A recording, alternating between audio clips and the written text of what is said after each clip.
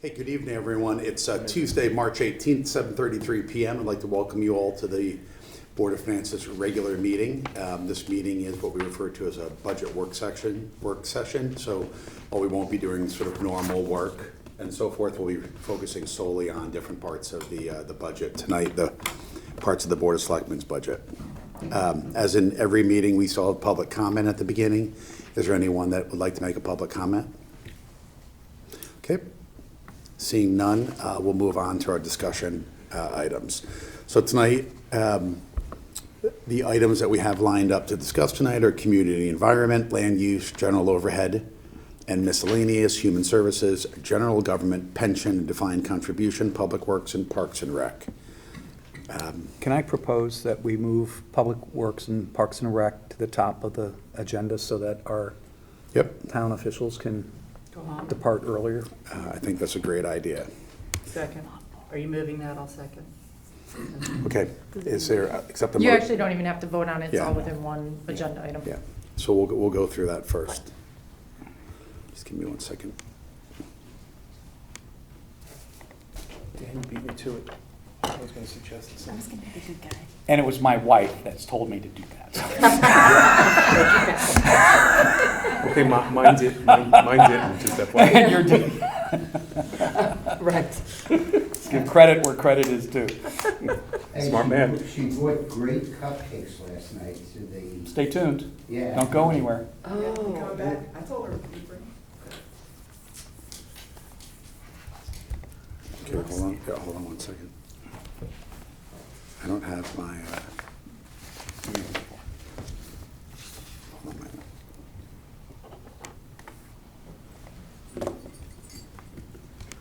The calendar. The calendar? Yeah, like which shows like the allocations of who's on which. Oh, here I got mine. Can't find my, okay, You got it? Baumgartner. okay.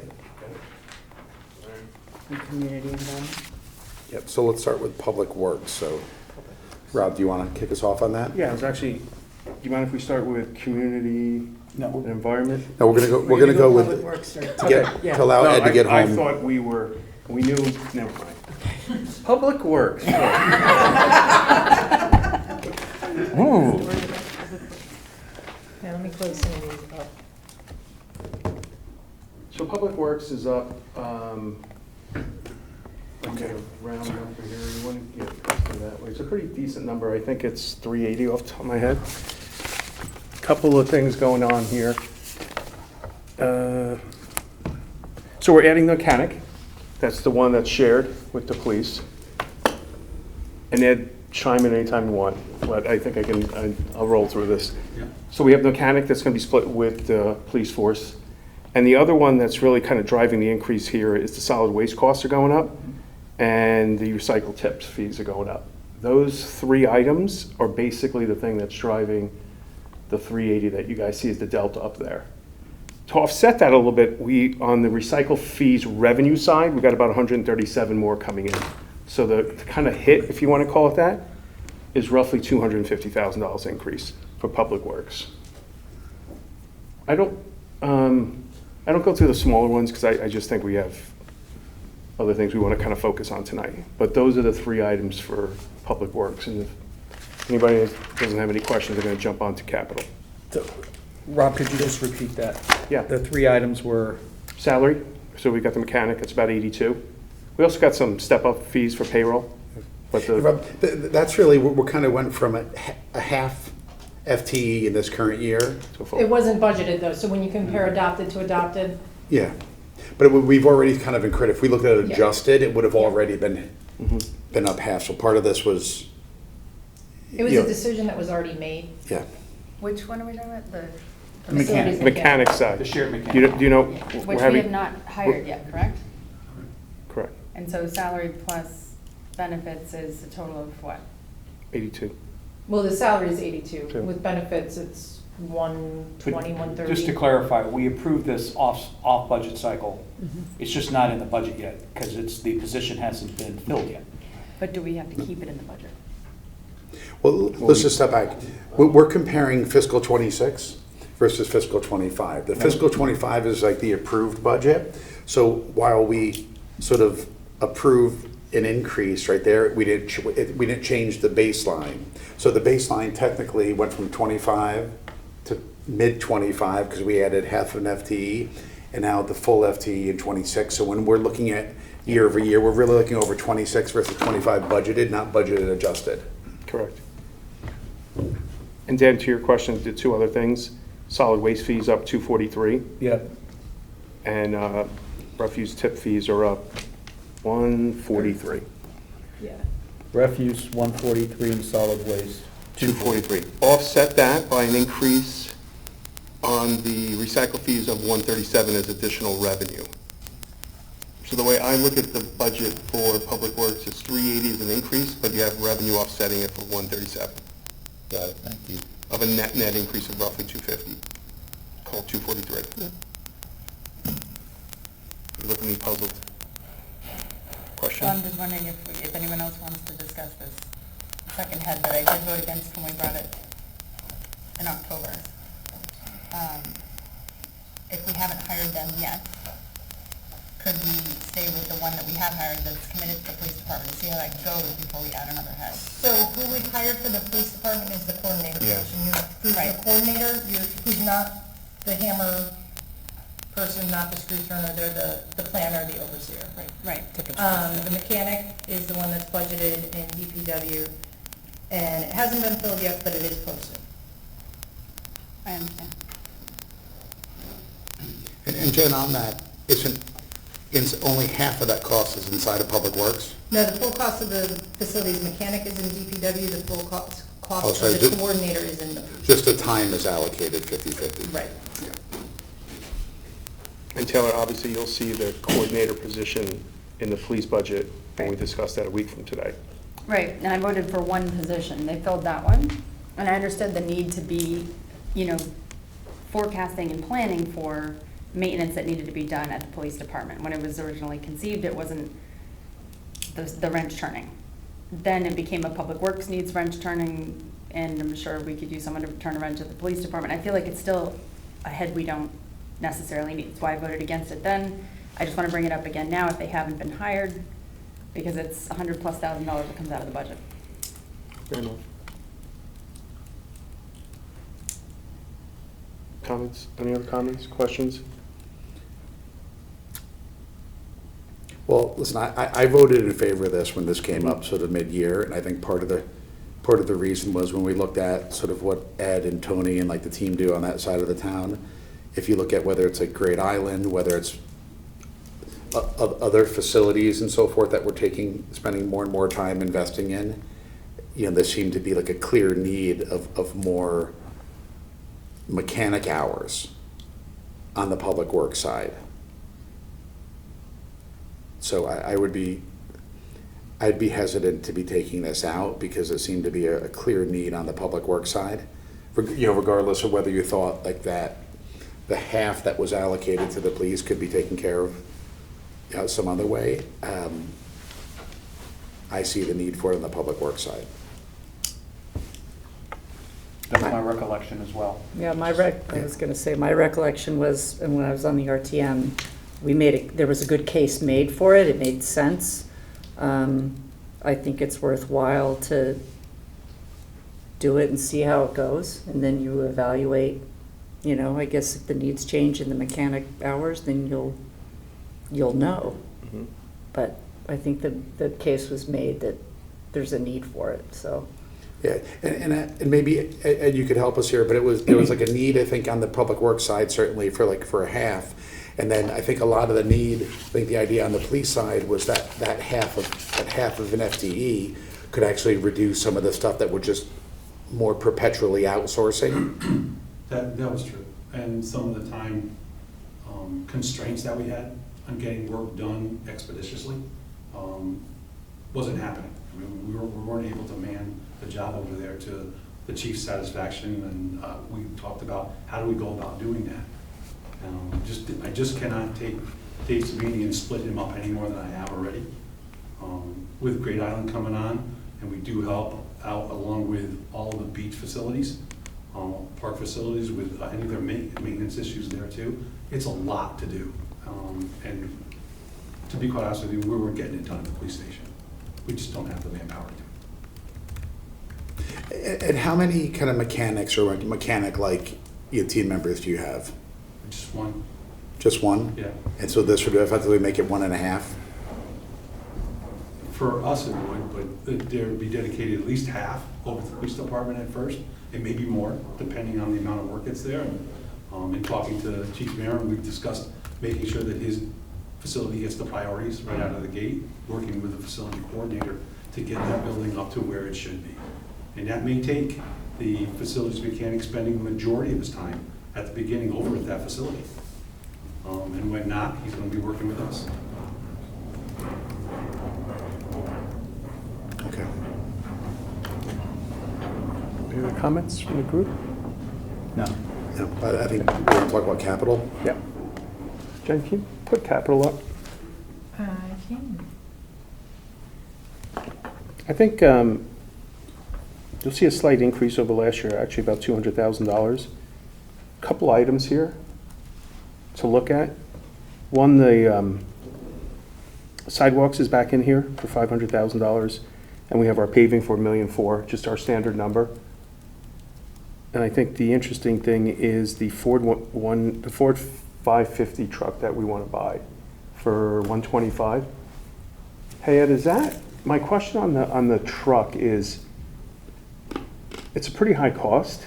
Is it, I hate to use the word souped up, is there additional accessories on there to get it to that cost? Or like what's going on with a truck that's what, 25? Well, the cost of even the larger trucks, you saw the big, I had to actually come back in and supplement my original request a couple of years ago for the larger plow trucks. These smaller ones are just catching up there also, almost a 35 to 40% increase in cost from when I purchased them originally, and that was 7 or 8 years ago. This is a 2012 vehicle, and The one you're replacing is the one two, we're yeah. replacing right now. And it's more than just the truck cost in here, it's the plow and all the equipment that goes Yeah, on the and truck too. yeah, it has to be wired up too. So the radios, lights, plow, any other. Is that its primary function? I'm sorry? Is that the primary function Yeah. for this? Yeah. Okay. The only thing we don't have to purchase is the standard for the back. Those are, we bought the ones that actually go in and out of any truck, so we can put them in the retrofit. Okay. And then I had a question, just looking at, and I'm not sure if this is a Jen or Ed question. When you look at the sidewalk rehabilitation in our financials, our monthlies, it showed that there was, about 900,000 remaining, to be spent. Like, is that something you expect to kind of finish up this year? Because this $1.4 million is stuff that you'd basically do this summer and this fall, right? Correct. So I do know, I think there was a period of time a few years ago where things got delayed a bit because paving got delayed, and a lot of the stuff that you pave, you do sidewalks next to at the same time. Will we be able to catch up, if you will, to do all of the other work that we had budgeted and that's new? Unfortunately, we just started doing some sidewalks now. So we're getting an early start on this year's work. Yep. West Avenue, near water. I have some work over on the Boston Post Road. Adding those aggregately together is about $750,000 to $800,000 worth of work, just those locations. So I'm going to use the balance up. Okay. The additional 500 we have earmarked for ADA compliance work throughout town. I have to put handicap ramps at all the corners. We've come up with a quantity of about $275,000 to $300,000 worth of work alone. Now, I probably won't be able to get all of that done in 1 year, but I also have some sidewalk work to do and incorporate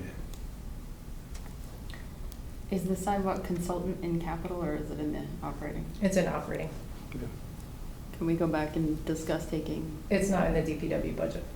Oh, which one is it in? It's in town administrator as a professional service. Please remind me when we get there. Ed, one follow-up on capital, the carpet replacement. Either I've been on this board too long, or this thing has been worn out. I thought we replaced the carpet on the first floor here at Town Hall, it feels like less than 5 years ago. Am I completely off? Like, are the years just flying by me? You're still- If I told you I had a plan on how to get it all done in one shot, I don't have one. What ends up happening is, as we move people around and places open up, I was able to actually not only paint the offices, but do the carpet too. So we have done the first floor, second floor, main hallways. We have done now the auditorium. We are going to move now into some of the offices that didn't get any of the attention. First time. Before I got here, and just when I started. Okay. So So you go into the systematic. and we have some floor to replace outside the fire marshal's area that, a laminate floor that was glued down there, isn't what should have been put down there because of the heat from the boiler room below. And you can tell when you walk down there why. And I think my last one would be on the bridge, the $100,000. Can you give a little background to the group on that one? Which- And the camp, the OKHS one, and also the Camp Avenue one? There were 3 bridges that came across in poor condition for scour issues. Rings End Road Bridge was one of them. We just finished that with some ARPA money. What I have to do now is put applications in for Old Kings Highway South. Now, we had done the superstructure above. Now we have to work on the underneath. That design there itself is going to cost us around $30,000 to $40,000, permitting included. Same thing with Camp Avenue. If you've seen both of these bridges, they're very, very shallow. So getting people underneath it to actually place the stone up against the footings is going to be a bit of a challenge, which is why we went and got some cost estimates, specifically for Old Kings Highway South first, to see what a contractor would charge us, and that's what I'm basing my number on right now. Okay. Questions from anyone? Jen, how does the work that we're doing on the sidewalks, like this 500,000 rehabilitation, compare to some of the other projects we've done over the last few years when we've chosen to bond them? I know it says in our financials rehabilitation, but were we only bonding like the new stuff versus fixing? No, we went through a couple years where we bonded new as what, 75,000, 120,000 for new sidewalks. This was several years ago when borrowing was very inexpensive. And we did 1 or 2 rounds annual appropriations of sidewalk repair. Sidewalk repairs last, depending on what material you use, about 20 years for concrete, 20 for asphalt, 50 for concrete. So at that time, they fit the criteria for bonding based on the useful life. With money costing what it is now, I wouldn't recommend bonding for $500,000 for sidewalk rehab. Okay.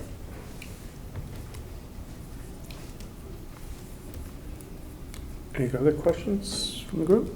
Well, you are, yes, on the capital budget. Sorry.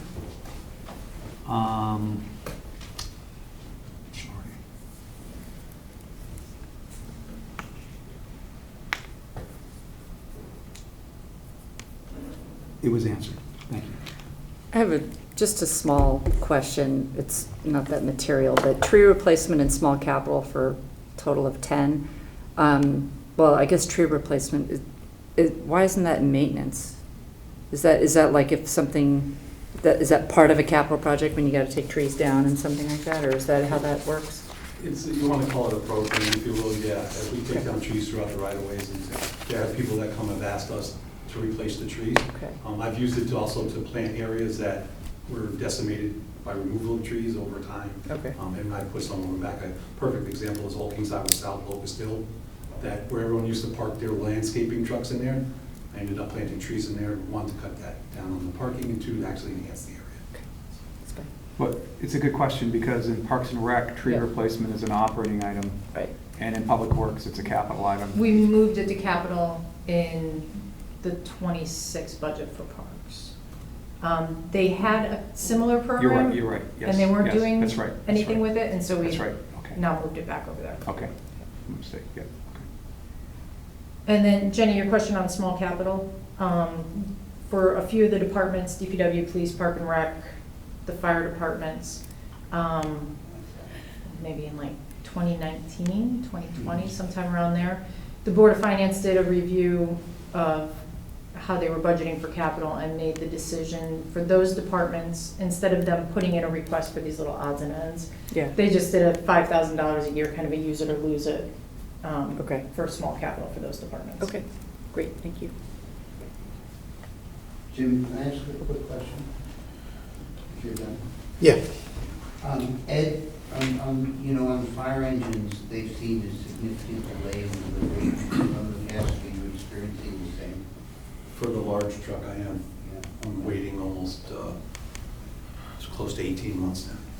Okay, and before you were getting like in 6 to 12? 6 to 7 months from turnaround when we ordered it and then delivery. Okay, just curious. All right, thank you.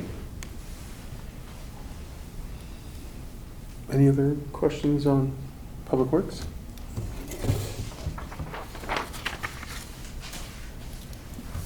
Thanks, Ed. Well done here. Ed, thank you for obviously doing the dozens of projects you do around town, and at the same time, working to put these budgets together and answer questions. There's a lot of discussion at the Board of Selectmen level. Kudos to you, Tony, the whole team. Thank you very much, I appreciate it. Thank you. Jen, nothing on the sewer parking before I leave? Do you want to go over sewer parking at all? I didn't have anything, unless anybody in the team did. Thanks, Ed. Yeah, right. Run while you can. No.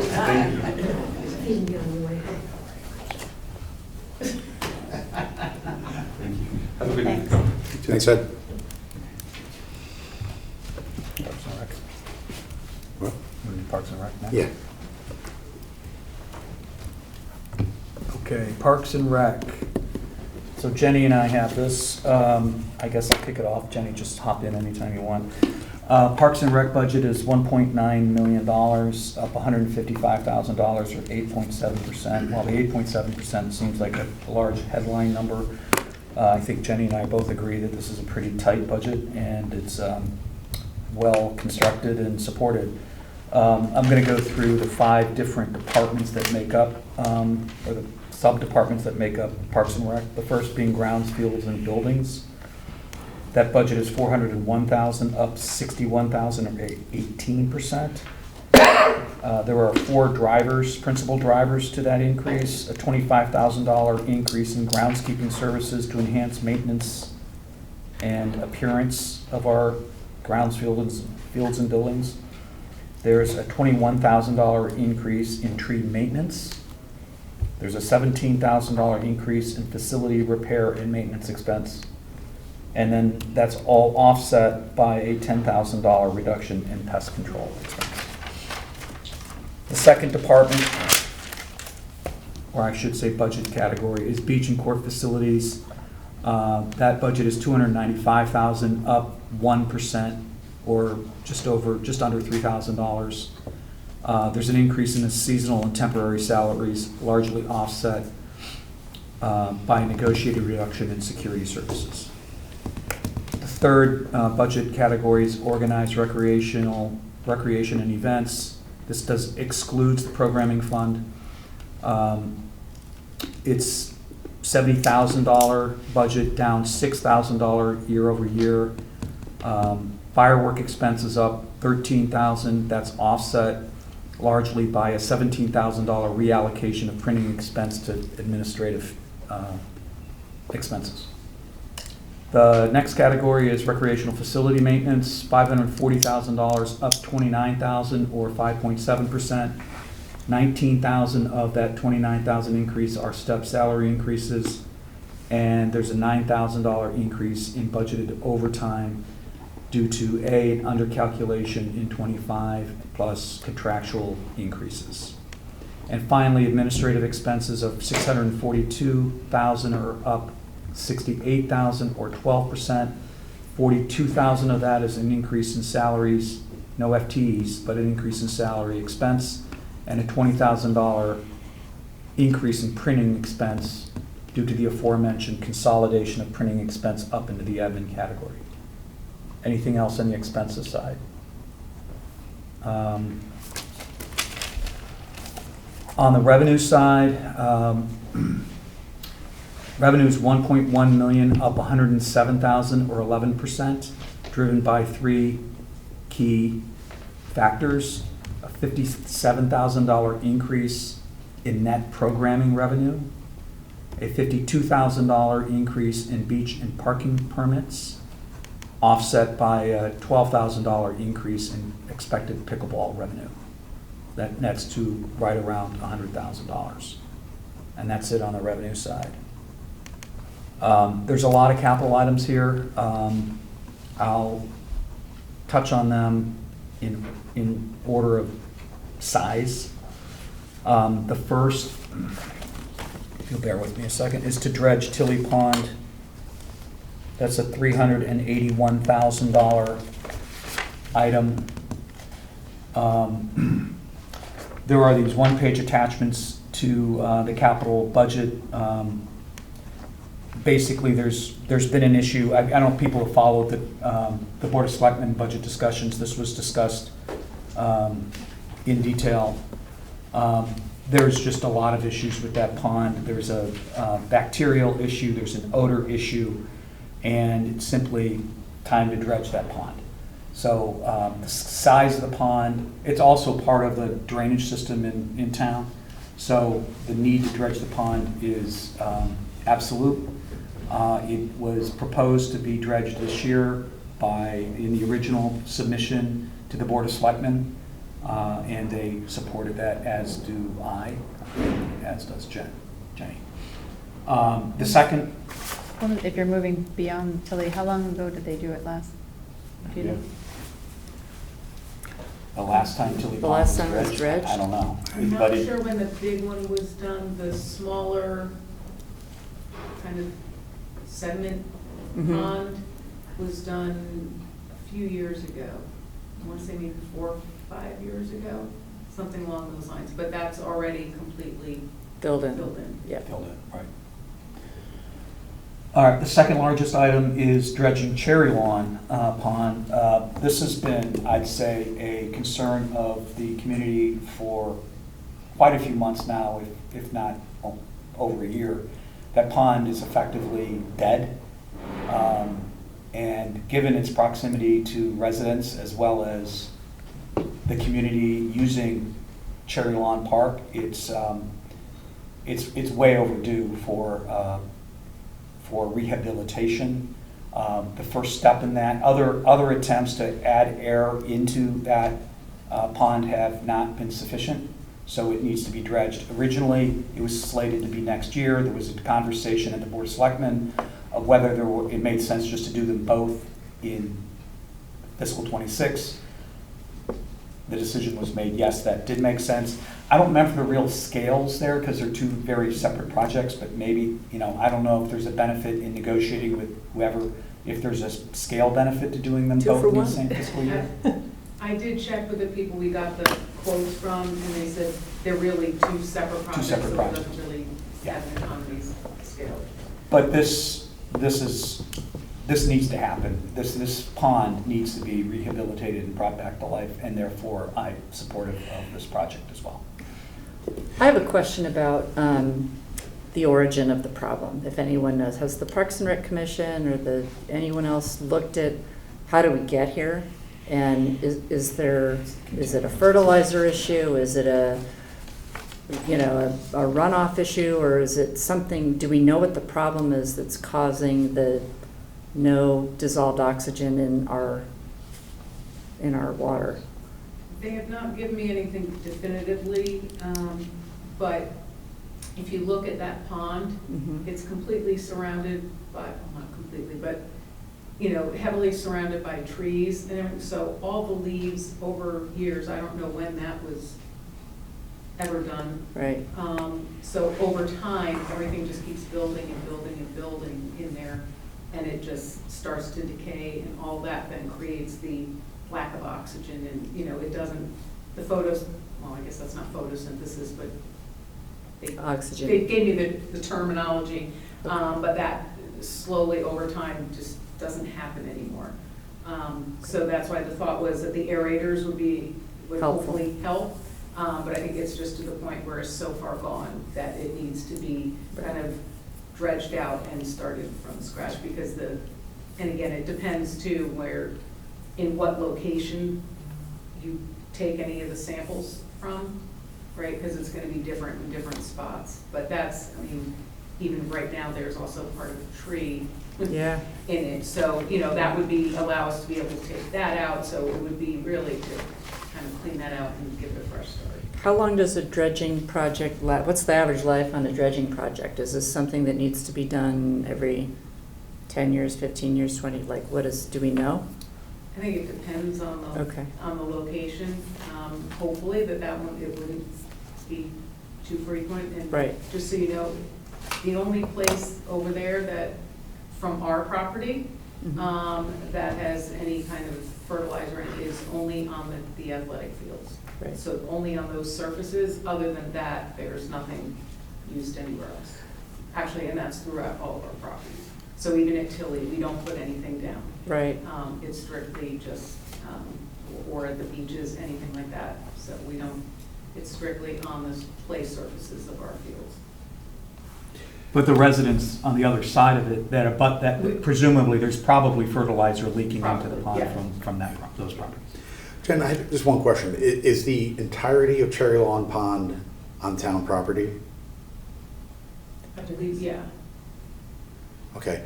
And then, maybe a little bit to Jenny's question. I would just like to make sure, because this has been a problem for a very long time. I want to make sure we're just not investing this amount of money just to have effectively like a dead pond that has a lot of leaves and needs to be dredged into a pond that doesn't need to be dredged, but is still dead and doesn't necessarily have, it's not like what we're trying to get to. So have you looked at it? Are there other things that need to happen? Permanent aeration, cleaning, create running water, something else that needs to be done so that. We bring it back to life. Yeah. From what they've told me, I think between cleaning it out, right, so we're kind of resetting it. Also with the aerator that's there, at that point, the aerator should then be able to keep up and manage what needs to be done for the turnover and the oxygenation of the pond.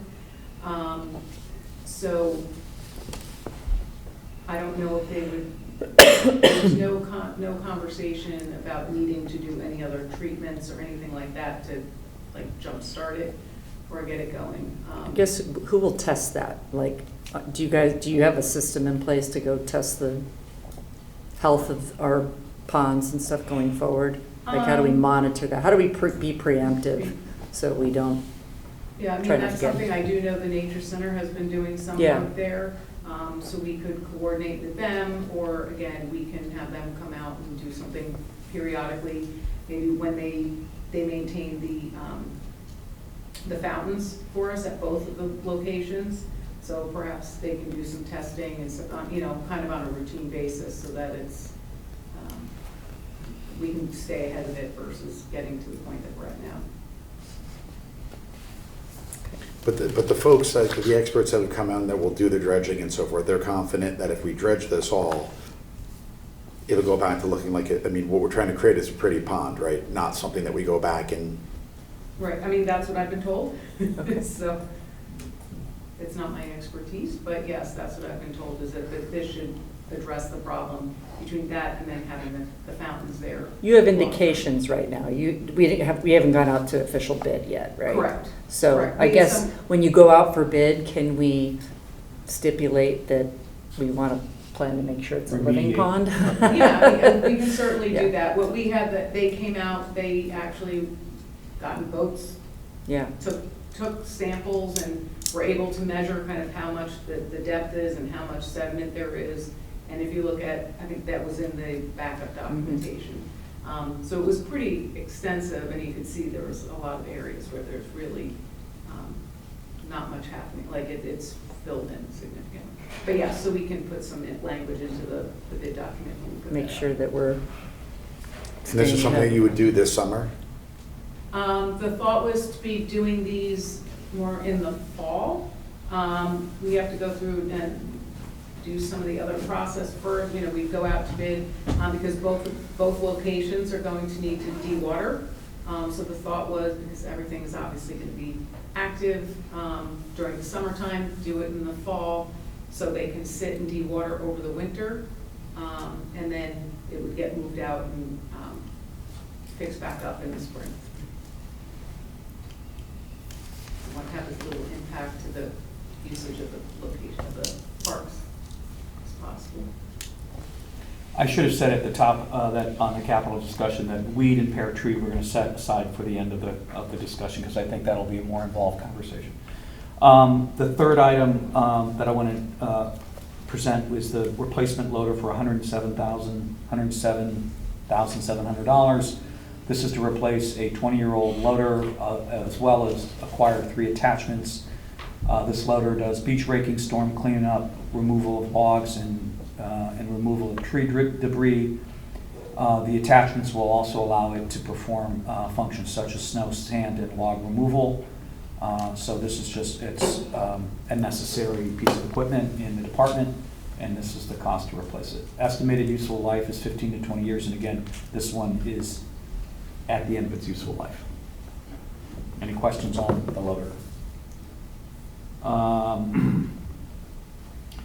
The next item is financial sustainability strategy for $36,000. And I think one of the things that Jenny and I want to better understand is kind of what problem are we trying to solve with this project. And I understand that there's probably a need, and I know Jack has been talking about this for a long time, to kind of rationalize the town's assets, whether it's town-controlled or park and rec controlled, or maybe private. So what are the purposes and what are the capabilities of the various parks, open spaces? What is our strategy for that? Do we have sufficient X, Y, or Z? Are we trying to build more of X, Y, or Z? And if so, where should that be built? We now have Great Island, another 63 acres added into that mix. And I think while I could see the value of understanding perhaps the marginal cost of adding a fee here or reducing a fee here, I think it might make sense to think about this project as well as the Placer AI project, as well as the traffic study that's already been, I think, approved for Cherry Lawn in that broader context. So, Jenny, if you want to add anything. Yeah, I mean, I think when I think about the financial sustainability, and I spoke a little bit with Jen about this, I get that value, but I'm actually seeing the potential for a lot more value out of this type of analysis, which is we've been looking for a couple of years now, a much bigger, broader, strategic approach to all the town assets. And if this sounds like the beginning of the analysis that, well, this is just in the Parks and Rec budget, it could actually have application across other town public works and board, like if looking at open space, we're getting ready to spend $96,000 on a plan of conservation development study. This is all feeling like it's part of a master analysis. And I'm wondering if the scope of this can be expanded to get more bang for our buck. Does that make sense?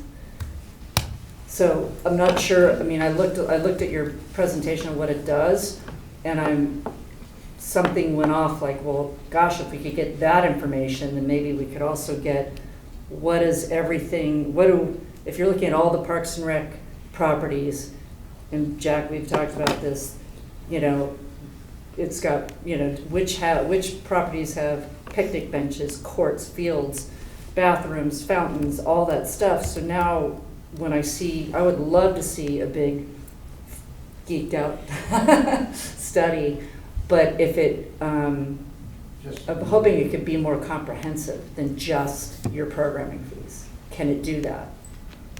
Or I could think be that's asked more for? of a master plan Yeah. than what this is. This is really about there's a couple pieces to it, right? So it's also about, it's not just setting the numbers, it's also going through and working with the department and the Parks and Rec Commission, really in terms of philosophy, right? So it's figuring out what things should be for free, right? Our open spaces, you're not gonna charge people to go walk through Tilly Pond. Well, not the pond, but Tilly Pond Park.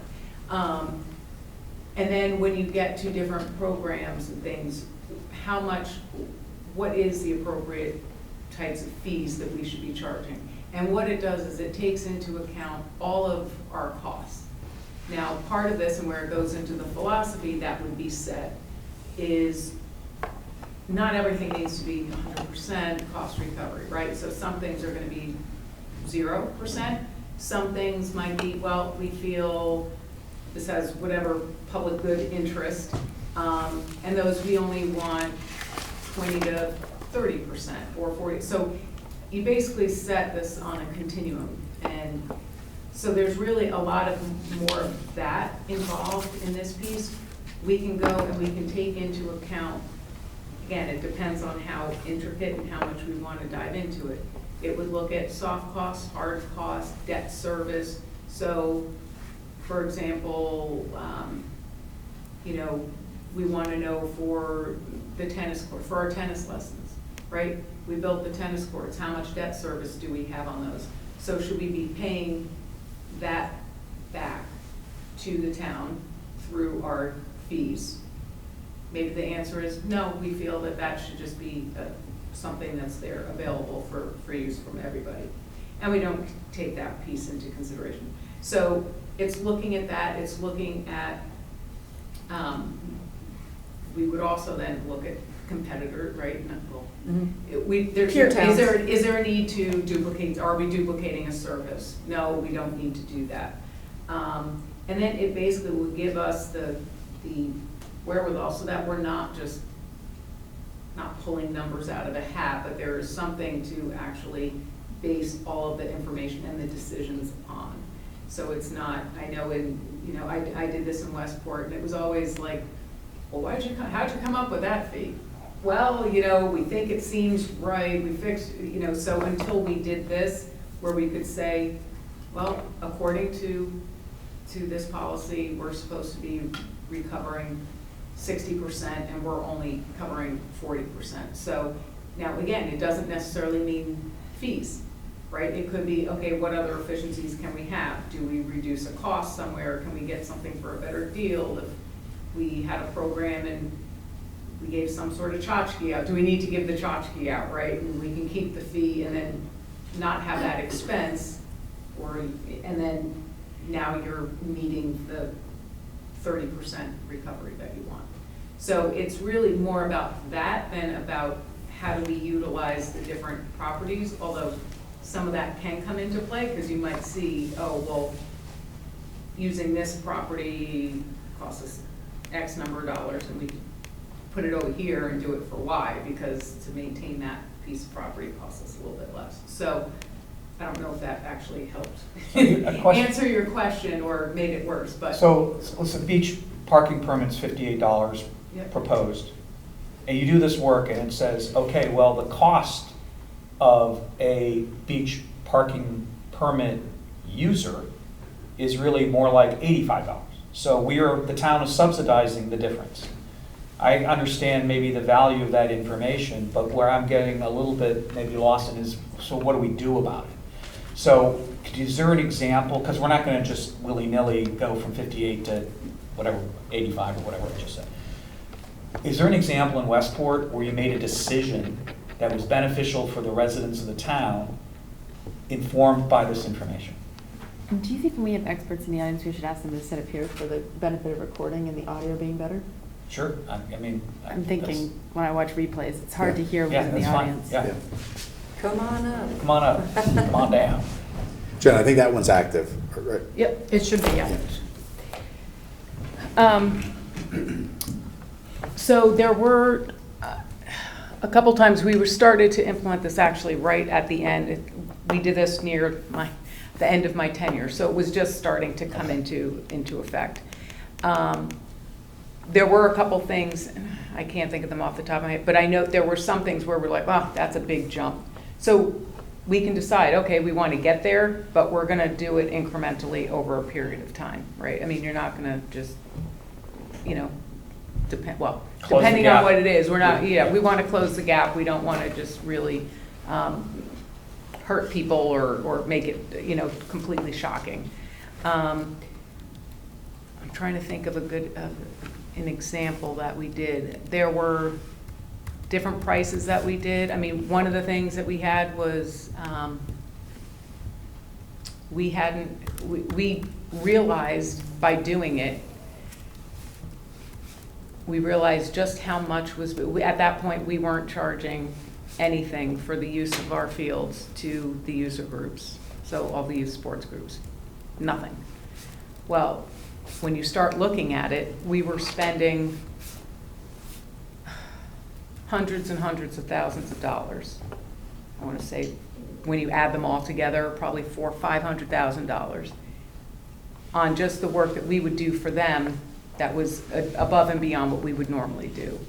Well, there you go, you know, so that was a decision that was made as part of this continuum. Is that something we want to be aiming for? Or do we think that that's a community benefit and we should just be doing it?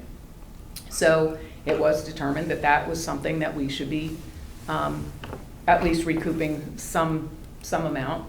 I don't remember what the dollar, or what the percentage was, or the dollar amount, but so we started implementing that. That was good. I think they started that like right after I left. We notified everybody, you're gonna get it for the following, you know, because again, you couldn't do that up right away because they have registration already in line and stuff. So that was done further down the road for like 2 seasons from then. So that was kind of one example. I know it came up with our swim lessons and some other things that we were doing where you realize that you're basically losing money. You know, we're paying more for all the stuff to happen when you take in the overhead of the pool and everything else. So again, that goes back to, doesn't mean we need to be at 100% or 120%, but that goes back to that whole philosophy that gets mapped out as part of the policy. So that might have been a 20% increase or recovery. Can non-Parks and Rec fields be incorporated into this analysis? So we've got a lot of school assets that are used for activities. Ultimately, they're all part of the same overall budget. Could that be expanded to now do an analysis on what does it cost us to run the oval, and are we recouping that, or should we recoup that?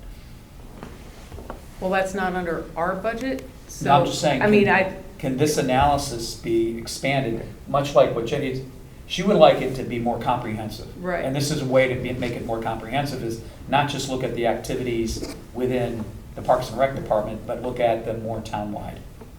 Do you know whether it has that capability? I mean, you could kind of put into it anybody you would want, but I think whose philosophy is that going to be? Is that going to be, because the policy will be established through the input of Parks and Recreation Commission. So are you saying that then what they're going to say should go on Board of Ed fields? Because like we don't collect. I'm trying to say is the information that's gathered from there, some of which will be relevant to the Parks and Rec Commission, but some of it might be relevant to other departments within the community, whether it's the Board of Education or whether it's somewhere else. Well, the inputs would just be the Park and Rec. Well, I'm Costs. asking, can the inputs be beyond just the Park and Rec cost? Would it be able to do like a set for Park and Rec that's generated based off of Park and Rec philosophy, and another set for Board of Ed that's driven by Board of Ed fee philosophy? Do you run any programming at any of the Board of Education fields? Or, I know you do at Highland Farm, which is a town-owned property, so Right. like. No, we don't really, we have a few one-off things, but I don't think, we don't pay, Okay. Maybe we can Yeah, investigate that's- if they yeah, can do like a that's- sub. Yeah, to see if it Yeah. can be expanded, because I understand the value proposition Right. to some degree. I'm still a little fuzzy on what decisions it might inform, but the more information we can gather through this vehicle, perhaps the more useful it would be to the community, not just the Parks and Rec Department. Right. Yeah, I see the value to you. Yeah, I'm gonna say it. The programming budget, I think you guys do an amazing job with programming, but the budget's, the net operating budget is under $1 million so it's like an incremental, few thousand, 10,000 here. It's great, I'm not gonna say no to it, but I'm actually trying to I see bigger and better value if it can be applied to other, More broadly. more broadly, because it will help us shape both the Board of Selectmen and the Board of Education decision-making and the Board of Finance decision-making and the RTM decision-making when it comes to allocating resources in different assets. I see a much bigger opportunity here. And so I'd love to learn more if we can expand the scope. What's the capability of how far this can go? And I don't know if this company, it's the 110% team, is that who it is? yeah. I don't know if they've done that in other towns, but I see a potential for, it could help set up for our plan of conservation and development open space strategy. And that, I think, just helps. And I us. could see the Board of Education and the school system Loving loving this information. It's like, we're charging anonymous sports youth league, right, X, and actually we should be charging Y. And do we want to fill that gap, or do we just want to subsidize it? Right. So that's why I think it could be, Yeah. useful. I can find More out. broadly. I'll reach out to them and see if there's more that it. If I'm Okay, right, Jack, do you mind, can I just, yeah. a couple of, just from a very high level, Yep. and Jen, I can't find it like in the spreadsheet, I'm getting lost here a little bit, but I think we have about $900,000 worth of program expenses coming out of the fund, and we have about $1.8 million of revenues. Is that No. direction? What's- The net that we bring over to the general fund is about 300,000, so I think it's about 1.7 of revenue, 1.4 of expense. What did we have last I year? thought it was 1.4 of Yeah, revenue. I just can't find it. 1.1. It's not in this spreadsheet because it's a separate fund. Yeah. Let's see. My recollection is No. like you put in 1.4 of revenue and then back is like 1.1, but Yeah, it was, we're looking at 1.348. And then the transfer out was 337. Yep, Seven so percent. last year, for the fiscal '25 budget, it was 1.4 of revenue, 1.12 of expense, Right. 280 over to the general fund. Right. For fiscal '26, it's just Right. under 1.7 for revenue, 1.35 for expense, and 337 over to the general fund. So it sounds like our revenues, our net revenues, 300 to 400,000. Those programs, yes. Just on the programs versus like an expense of like $1.1 million. So that would suggest in aggregate, just on our programming, right? That's stuff where people sign up for, they send you a fee, and then you allocate like a staff, a coach, a soccer ball, or stuff like that, right? Looks like it's a 35 to 45% gross margin that we're charging there. And when you're looking at that, you're looking at only the incremental revenue, like kind of what they swiped, like the $50 for the soccer camp, and just what the cost of like that coach, that ball, and like maybe the cones are, right? So on those, we're making like 35 to 45%. We're not allocating, is what it felt like listening to the discussion, what you wanted to do is say, well, listen, my Parks and Rec team spends X number of days mowing it, so if I allocate all of those costs to it, I should be charging X. And I guess my question here is maybe about how the current fees are set. Is that set by the department or by the Parks and Rec Commission? Because when we take that to an example like Pear Tree Point, let's just say round numbers, we're going to spend like $7 to $8 million, right? There's 200 parking spaces down there. They're available 180 days per year. That would say that thinking about parking permits, and forget the fact that you can park in a couple different places, that would say it's $20 to $30 per space per day that we should be charging people, as opposed to, I think it's $53, right? 58. So I'm just trying to understand, like, Including tax. is the idea to try to take like costs like that and allocate them back and say like we're gaining or losing on parking? Because I'm just not sure that we need to allocate all of our fixed costs, because then you would say, well, then what's the property itself worth? That's, I think, like Right. 9 acres down there, so that should be $12 million, $15 million. Right, and again, I think it goes back to, we can do however much we want. Yeah. If we say, yes, you know what, we want to see, what are our actual costs? It would be my time, you know, every staff person's time. I mean, when Yeah. we did it in Westport, it was, we looked at how much for programs, how much of my time was spent on things, how much was the deputy spent on things. So all the park staff, and we had all of our salary, all that stuff. We did electricity, we did, you know, so it was every kind of cost. If we say we don't want to go that deep, we don't have to go that deep. You know, I mean, that it's all depending on how intense. Some places don't put in their debt service. We put in our debt service because that's a big chunk of it, if you Yeah. want to say, you know, to actually cover that cost. And again, it goes back to, at the beach, maybe part of it is, well, we're not looking to recover 100% once we have the debt service and everything in there. It's a lot of money, and you know what, that's part of what the taxpayers here deserve, and so we're only looking to recover 50% or whatever it might be. So it can depend on whatever the outcome is wanted to, we can spread it out to look as far or as deep as we want. And who sets the fees for like the soccer camp, for the parking sticker and things like that? Is that all the Parks and Rec Commission? Some of it is the department, most of the programs are the department, the fees, the permit fees, all that is Beach through the stickers commission, and the stuff. beach stickers. You know, if you want to rent something for, you know, our hourly rates for rentals, for tennis courts, paddle courts, all that stuff, that is through the commission. So it's split. But the Parks and Rec Commission doesn't tell you, like, for the soccer camp, I want you to charge this much, or you don't put a plan in front of them that they approve? At this point, no. Okay. So I would recommend that we table this one, if you could come back with just see if it can be expanded. Yep, And find to out. what degree it can be expanded. Jerry, can I? Yeah, sorry. Yeah. So, number one, I think that they can do this because all this is a basic cost accounting analysis.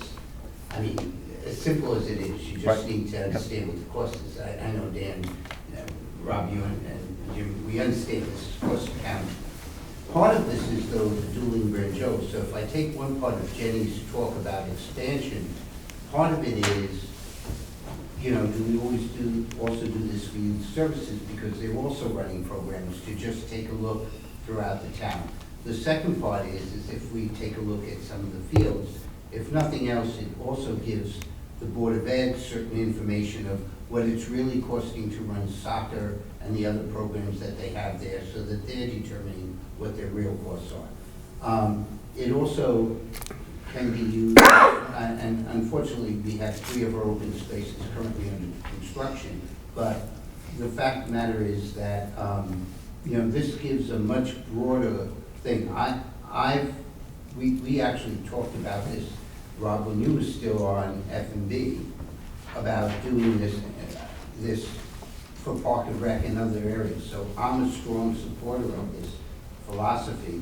It's just if we do it across the town, it ends up being, because you're running programs, others, the example I use is that DCA, Senior Center, and the library all teach bridge.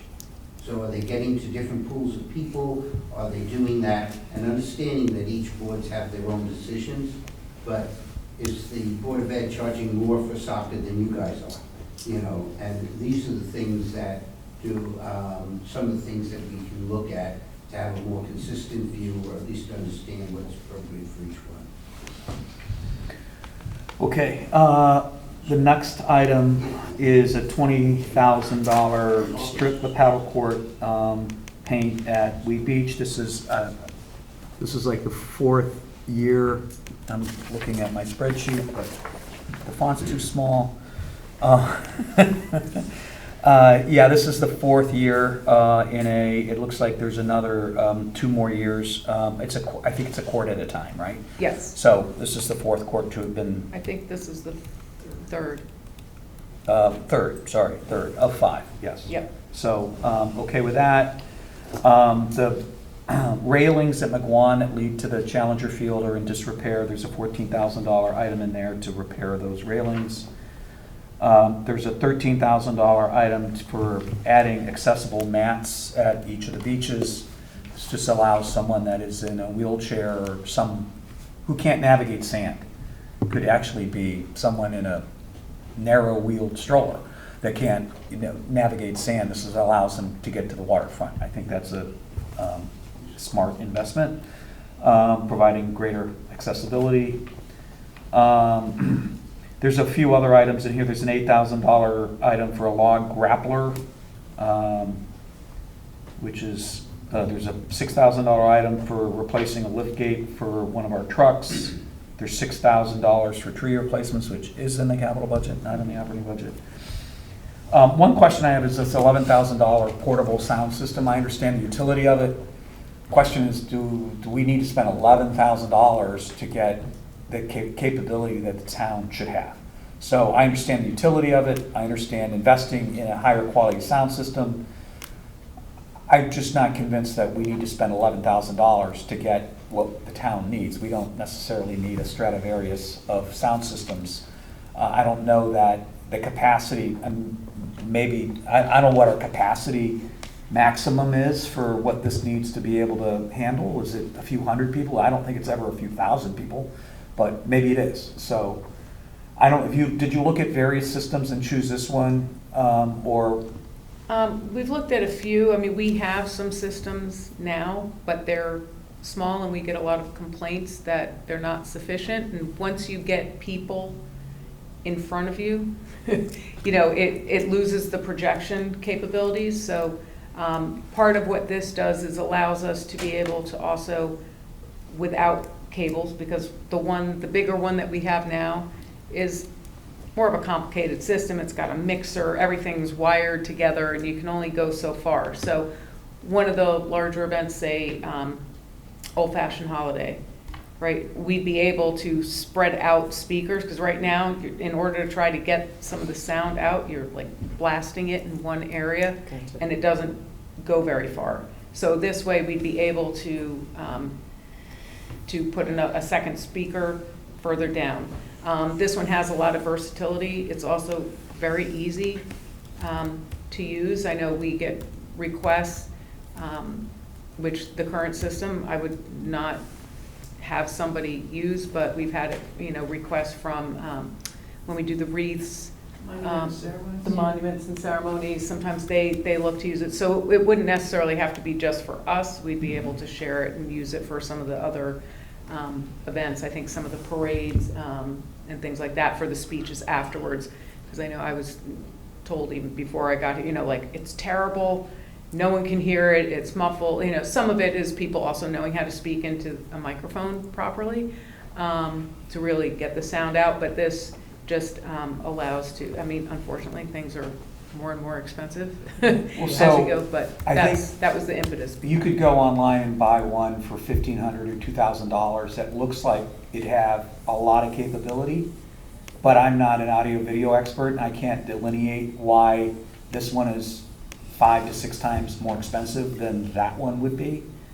But that's kind of what I'm looking for, is someone explain. And listen, it's not $110,000, it's $11,000, all right? So I understand, but I'm wondering if we can do this more cost efficiently. And that's, so if you could maybe see if there's another alternative out there that might be less expensive. And if not, that's fine, but I'd just ask you to maybe find another 1 or 2 alternatives and see if there's a way to save a few $1,000s. Okay. Thank you. That leads us to pear tree and weed.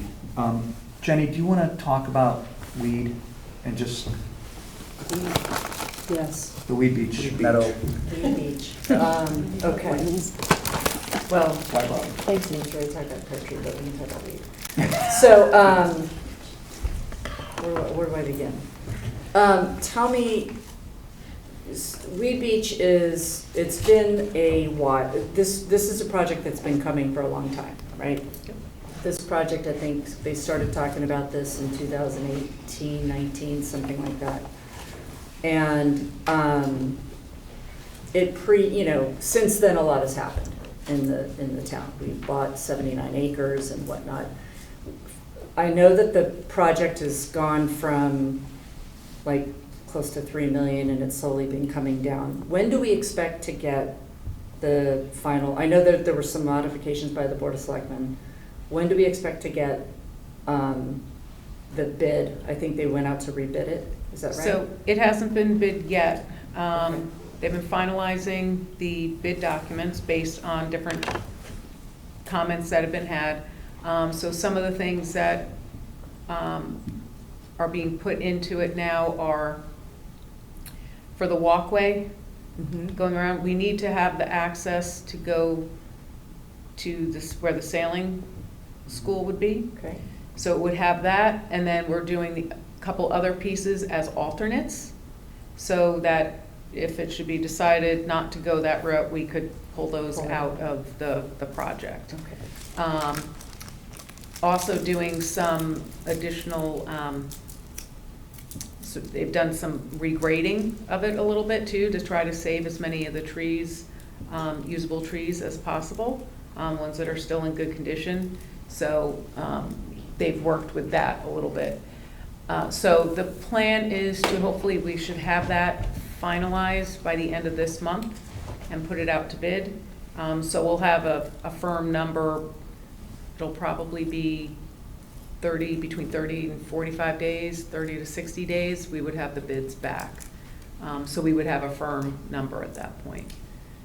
Do you know how many trees were taken? I mean, I know how many trees were taken down. There was like 52 trees or 51 trees taken down before you came. Yeah. Do we know what was taken down? I don't know. Okay. I'd have to see if we have that anywhere, but Okay. And I know, was there grass planted there? Maybe Adele would remember. Did they plant grass after the trees were taken down? So they, I think they put seed down. Right, yeah, and Yeah. okay. and they were gonna do it again because not all of it took, yes. Right, and they did that, so it's just been seeded, nothing else was done to it. And the proposal talks about moving, am I correct, about in moving wetlands and things of that nature? Yes, so there are 2 wetlands that would be removed.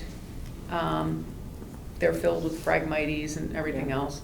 And then the 3rd wetland would be enlarged to address the size, what you lose in one spot, you add it to the other location. So you'd have the same amount of wetlands. Okay. It just would be in slightly different locations. And when you say wetlands, you mean kind of like collection retention areas? No, they're just areas that are flagged as wetlands. So, I mean, they're delineated as wetlands. So they're not meant to be like retention basins or anything like that. They're natural wetland areas. It has to do with the soil types and things like that, so. So I'm jumping in my head to the financial sustainability report or consultant and thinking about allocation of resources and not wanting to duplicate too much. So I believe, I would like to see an investment in Weed Beach. I just wonder if are we duplicating? Are we duplicating, because we've got Great Island that has coastal, pavement, walkway. I know this project that was started, that predates even Highland Farm, the idea was to get people walking in that area in short lane. And if we're still committed to having this as like a picnic area or where people can walk, are we duplicating? Personally, I think I'm supportive of an investment in Weed Beach. I'm not sure if I'm supportive of something of this scale. That I think, I think it just, for the reasons Jenny just articulated, it just seems like absent this master plan, about what different functions and amenities and features do we want to have, and how do we allocate them among our open spaces, kind of deciding to do this and adding features and adding beach and adding walkways and et cetera, absent that kind of overall study just seems, again, I think we need to remediate the damage that was done, unfortunately, but and I can see a modest investment in enhancing the beach, but I'm not sure I'm comfortable with the scale of this. Well, what I would say is, part of the beach isn't just, it's also for resilience, right? So every time there's a storm, it comes up and it pounds on that beach and it goes over into the road, you know, that road that goes down to, it's in between the wetlands and the beach that goes towards where the sailing school is. So it's really, this is really about storm resiliency and to help with flooding and things like that in terms of the beach part. It's not just about making a larger beach. The other piece of this is there's a lot of new housing and developments that are coming online. There's a lot that are going to be apartments and things like that where people don't have many places to go. So we're going to need spaces for people to just go out, sit in green spaces, so, you know, and also accessibility is a big issue. We're finding out, we're going through the access audit right now. There's a lot where we need to make things more accessible for people. And if we put picnic tables out in that grassy area, we need to have accessible routes and accessible picnic tables. So I think it's one of every three. So we need to have some sort of route to do that. So like everything that you do to it, we need to also be thinking about accessibility. The picnic tables that are on the other end of the park, are those accessible? No, but this is now something new. So as you're doing something new, and I'm sure we will be seeing from the audit that I've had some conversations, like we will be having a report that's going to come back. There's going to be a lot that we need to look at and do in the future. But I would just say that this is more than just about making it a place for people to go and sit. I do think there is a need. There's going to be a greater need for that. But the part about the beach expansion is really about helping to save the beach and damage and when storms come. If you look at Well, the the part where flooding is really water table. I mean, the flooding, the bad flooding that we get is less from storms and more from water table. It's a very low water table. So the water that comes in that floods into near water is, I mean, every now and then you'll get a storm, but even when there's not a storm and you get a crazy moon event, that's just, that property was purchased because it flooded. I mean, because there was water, it's like Kremitz, right? Like that property 10 years ago, we bought that because there was a single family home on there and no one else would buy it. So to me, that property is designed to take water. And I'm in favor of investing in Weed Beach in that area, certainly to restore what was taken down. It would be very cool to make it, you know, interactive to the point people can use it, but let it be what it's supposed to be. And the fact that there's grass there, that there was not grass there until the trees were taken down and was seeded, so that got changed. And when I think about Weed Beach, there's great things about Weed Beach, but we do have grass, we do have walkways, we do have picnic tables, we do have barbecues that's waterfront, beachfront at the other end of the property. And I didn't hear any talk about investing in like sprucing that up. So the concentration of making short lane into something different when in the context of everything else that we've done over the past 5 years, Highland Farming, Great Island Game, it changed everything. Highland Farm gave us lots of ADA compliant walkways and tons of green open space. And people, you know, in terms of directing people, I would be careful not to say we're gonna direct people to short lane. Anybody, all the new residents that are coming in, it's not just going there. We have a lot, and Great Island is, you know, a win. So I'm, you know, curious to see what happens with this bid. I think that going back to the financial sustainability grand master plan approach, and then we can get to Placer AI, which is also a technology thing that also I'm seeing all the different things that connect for a much bigger picture that I think will better inform decisions. So, I don't know, anyone else? I have one question, just a little bit on the process here. I know there are certain capital projects that come in front of us. I'll use like some of the Board of Ed work, like for a school.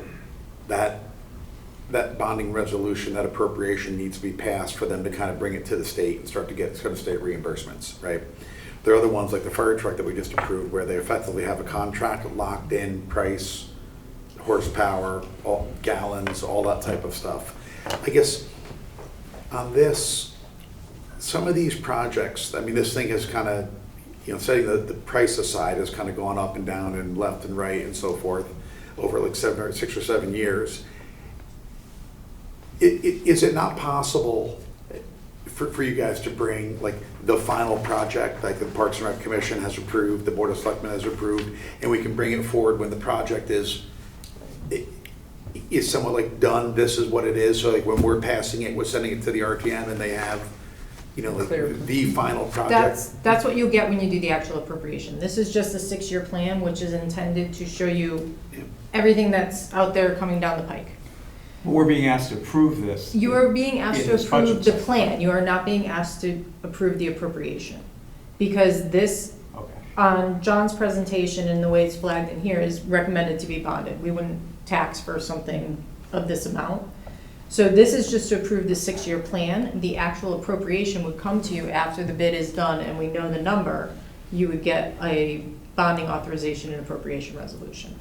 But having said that, and that was helpful, if we're approving a $2.5 million item, then that's not wedding us to a $2.5 million Correct. item, but it is signaling our comfort with a $2.5 million spend. So the bid could actually reflect the $2.5 million instead of some lower number. The other thing that The John bid said, directions, right? Or the other thing that John said in his presentation to you guys on the 4th was specifically on Weed Beach and Pear Tree. He recommended that we bring them down, and I'd have to go back and look at his exact numbers. I think Pear Tree was 6.6, which was the Right. most recent estimate that we had, and Weed Beach was $1 million something. I don't recall what it I want to was. say 1.9. Yeah, 1.8 so, or 1.9. so the recommendation is not to leave them in at these numbers, but to bring them down to what the most recent estimates were. Well, that's actually helpful because it's not clear when this is in kind of the proposal. It seemed like it was, as you said, it's moving around. So I think we're unsure what we're being asked to approve as part of the budget process with respect to these two projects. Okay, so Total dollar number. Is You're- it 10 and 2.5? you or are is it not being something lower? asked to approve a dollar amount. I do think that we should bring them down per John's presentation to the most recent estimates. Because part of that is we don't want to signal to potential bidders Right. how much, you know, yeah, we're willing to go up to 10 million. That's not what we're trying to signal.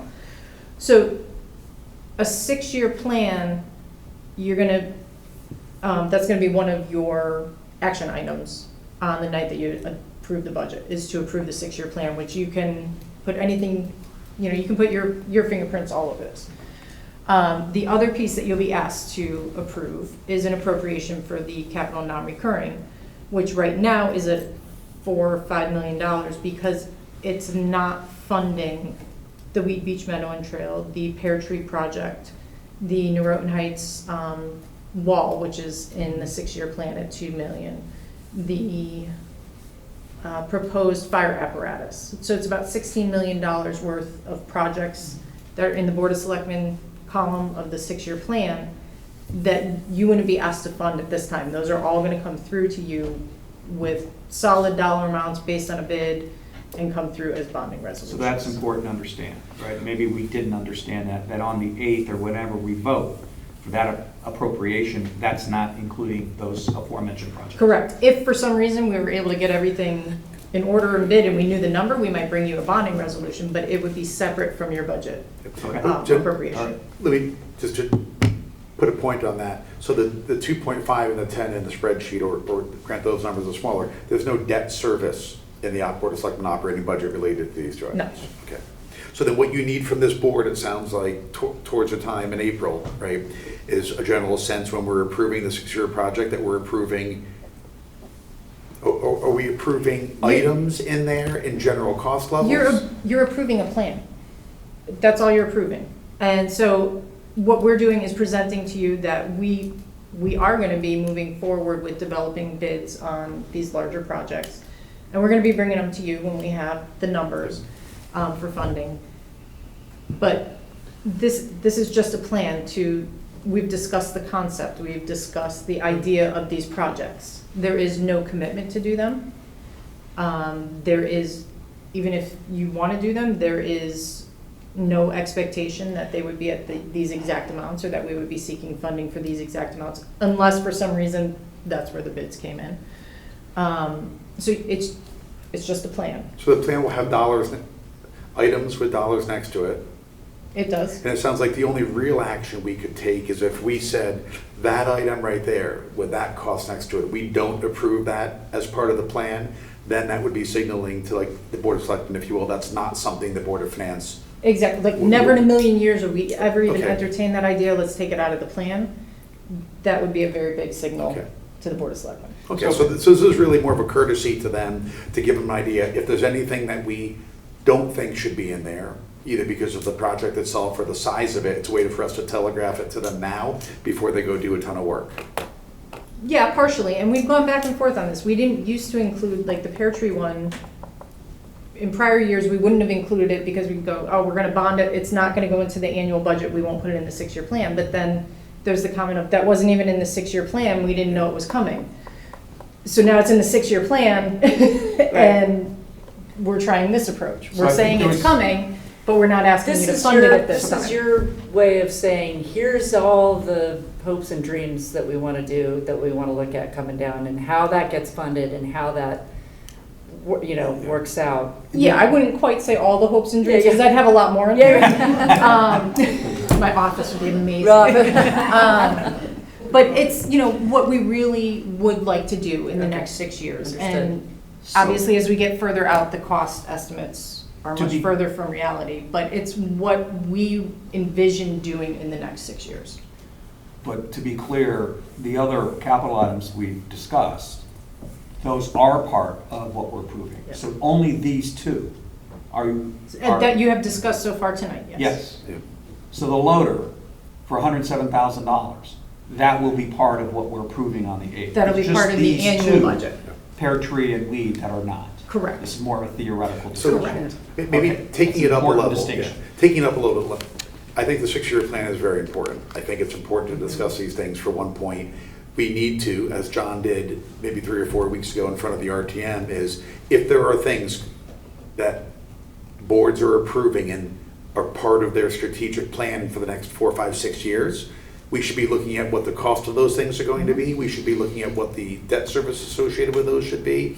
And most importantly, if there is something that a board, or for example, our board, would not approve under any circumstances, I think we should be telegraphing that now so that our department heads who have full-time jobs, just keeping the parks going, Can stop. Ed, everybody else, we should be telling them that today so that they're not spending a lot of time and resources on that they should do for others. So I actually think it's an important part of the process. But it's distinctive from the budget process. Yes. Yeah. So so that will make the next subject go a lot more Faster. quickly, which is pear tree. Yeah. So whether it's a 6, 7, or a 10, I think I'm supportive of the pear tree project, right? And we could talk about timing, et cetera. Yeah. And I know there's some questions about, I've heard questions about how frequently is the boat launch used? I think it's the beginning of the season, the end of the season, a lot. In between, maybe it's anecdotal, maybe you have a study on that about exactly how many trucks are pulling up and dropping off their boats on a typical Saturday in the middle of July versus on the opening day, but I'm supportive of the investment in Pear Tree. Raise the parking lot to address the boat launch and to do the other things that we witnessed during our tour. Yeah, and I spoke with Mike Segroa, got some, I understand that we've talked about like in the category of could this possibly wait? The answer is I don't think so because of the approvals that are in place that they got in October of 2022. They expire in 5 years, which means you got to start the project between now and 2027. And if you don't, that leads you're open to having to go back to deep in the state to get approvals, and I think you have some election risk that you might not get that. I think my understanding, the approval that was received was a very generous approval. No other town has gotten that kind of approval to raise a parking lot at the beach. And it's kind of a fortuitous type of approval that we should probably not roll the dice on. And if we believe that Pear Tree, that raising the parking lot and doing the boat and dredging and cleaning it up is something we do, but if you're thinking, oh, wouldn't that be nice, can we wait a year or two? I think with that approval, you run the risk of not ever getting it again. Sure. So I'm inclined to support Pear Tree. And this is a 20, 30, 40-year decision Yeah.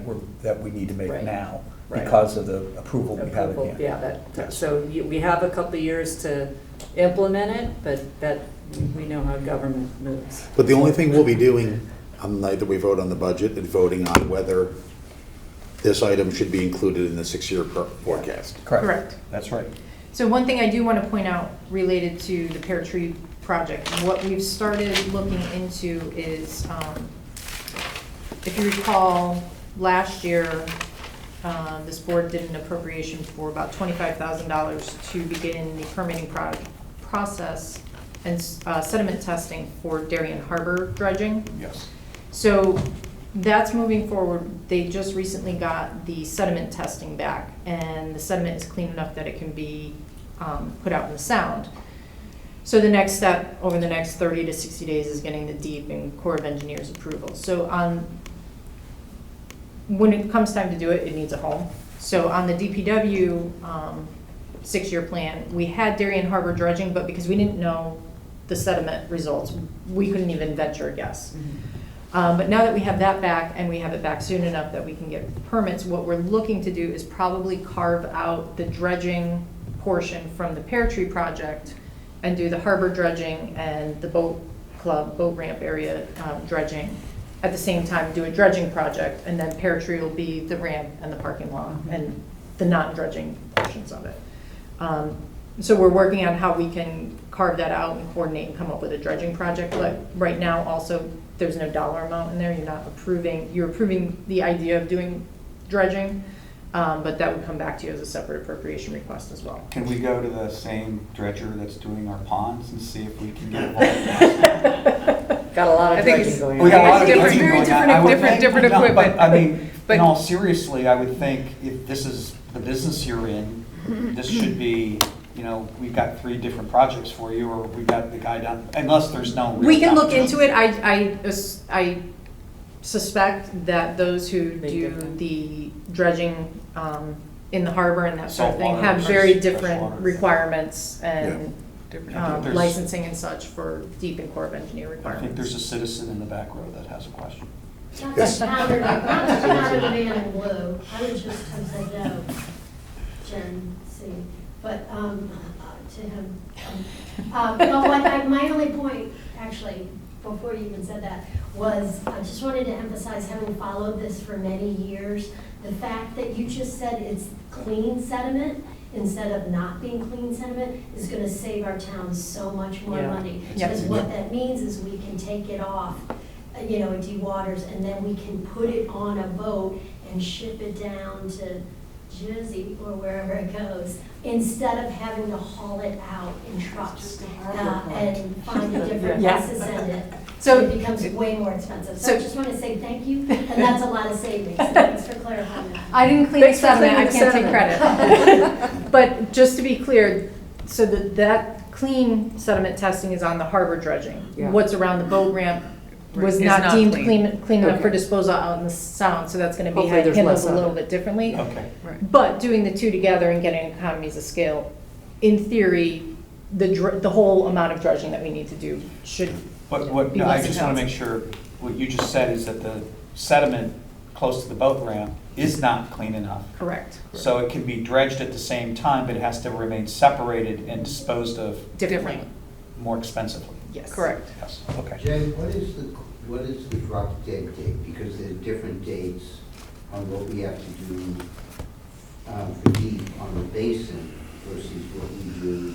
We don't have a deep permit yet on Right, but the for harbor. Basin has. 2027. 2027. It's that same It's deep. October Yeah. 2027. October. And then we also need Army Corps of Engineers, so that's in process. So the permitting will actually sync up pretty nicely for the two areas. The other thing I have, which is on this 6-year plan that we're doing, my understanding is that we have to do it in order to get it Well, graded. we have to have a approved 6-year plan. So LoCIP, our state LoCIP, which we're gonna get about $150,000 in fiscal '26. One of the requirements is that the projects that you're going to use LoCIP towards have to be in an approved 6-year plan. So that, they're in here. That's why we want the plan. But, Right. yeah, we have, I mean, aside from, we should have a plan. Yes. It's a good way to look at capital, but it is also required for LoCIP. I think that's it on, Back to the 6-year, hold it just up. really quick. The 6-year plan that we're voting on April 8th, I'm not sure if I'm comfortable approving that, because no matter what we say, someone's gonna come back and say, you as the Board of Finance on blah, blah, blah date said, I'm okay with a 29 expense for $28,000 for something.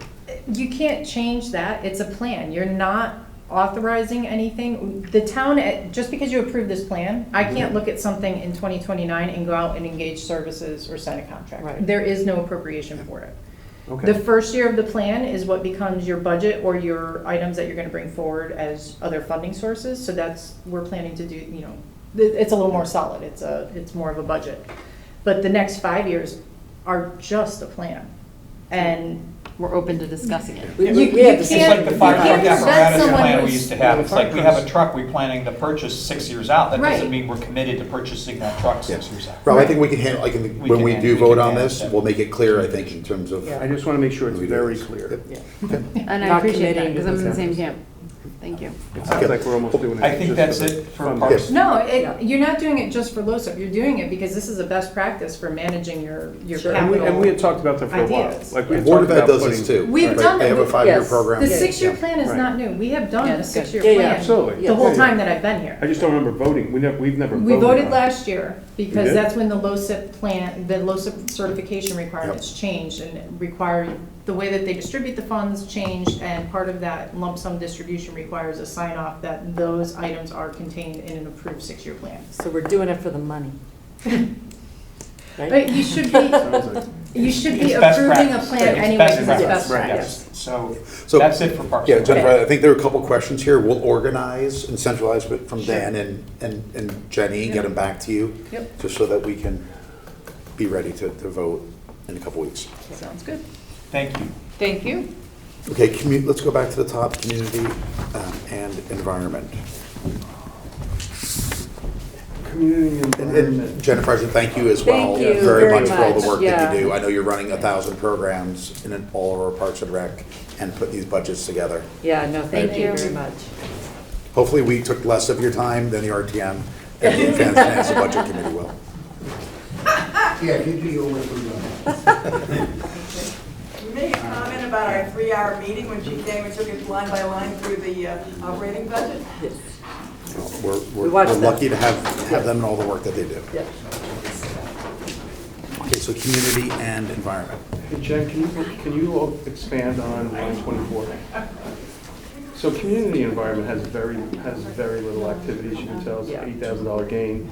There's a couple things here, kids in crisis, an increase there, and some cemetery maintenance has gone up. But overall, $8,000, 5% increase.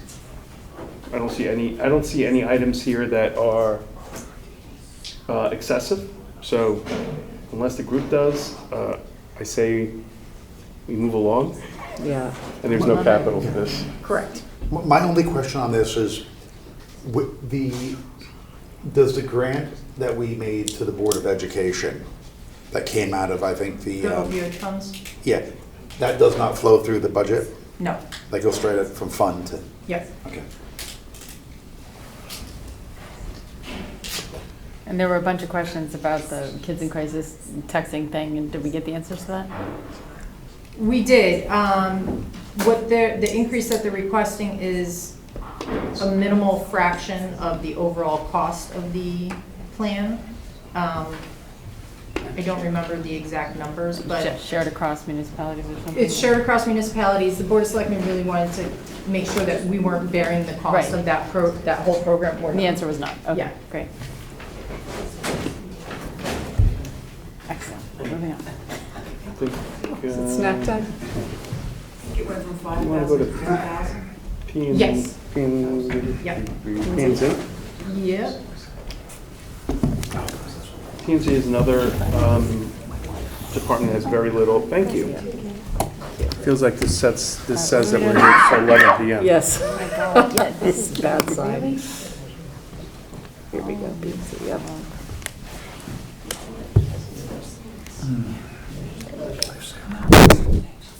Hey, Jen, can you just expand 61 and 114? Yep. So 6% increases, and almost all of this is salary increases. Happy snacks, happy snacks. Thank you. Snacks. For the smart one down. I have snacks too. You want? Yeah, we're good. I'm in the middle of. Yeah. P&Z just has very little activity this year. Just if you guys see, just step up salary increases. So of this increase, $37,000 Land use? of the overall number, Yep. Yeah. Okay. and very other little activities you guys can see is just literally just a couple $1,000. The more interesting one here is, can we go to fees for a second, Jen? Yep. So here's the question for the board. We're taking building permits down, $450,000. I think from our last meeting, if you guys remember, we're trending a little bit lower than what we had hoped for, I guess. And we'll see if we'll make it up. But to me, this is one of the decisions we make on either the 1st or the 8th, like as we lead up to how we want to construct Right. our overall mill rate and tax base. I'm fine with this. I just don't know how to prove that number, right? Like, can you give us a little background on where, because once again, I don't think we're going to get to the $2 million number this year. So I don't know if that means it's a time delay and stuff is spilling into 26. But I'm more than comfortable at looking at a $1,500,000 number, considering where we are today, unless there's a bunch of permits that are going out that are either in delayed or we just kind of, maybe just miscalculated or we're just too aggressive with it. So the way the department builds it is, in the itemizations, they have kind of the base permit revenue, which for 25-26 they estimated at 1.5 million. That is more than what it looks like we're gonna bring in this year on the non-redevelopment permit revenue. On all their other revenues, they look at a 3-year average. That's the best way of picking it up. So I do think we should just go back. Permits skyrocketed during COVID. Yep. So maybe the 3-year average right now is not the right way of Right. looking at it, because we had a big spike that's gonna skew it, and that may indicate that a lot of the work that people were gonna do, they've done, kind of like the cash for clunkers. They've all been traded in, and now nothing's selling for a while because everybody's got what they need. Right.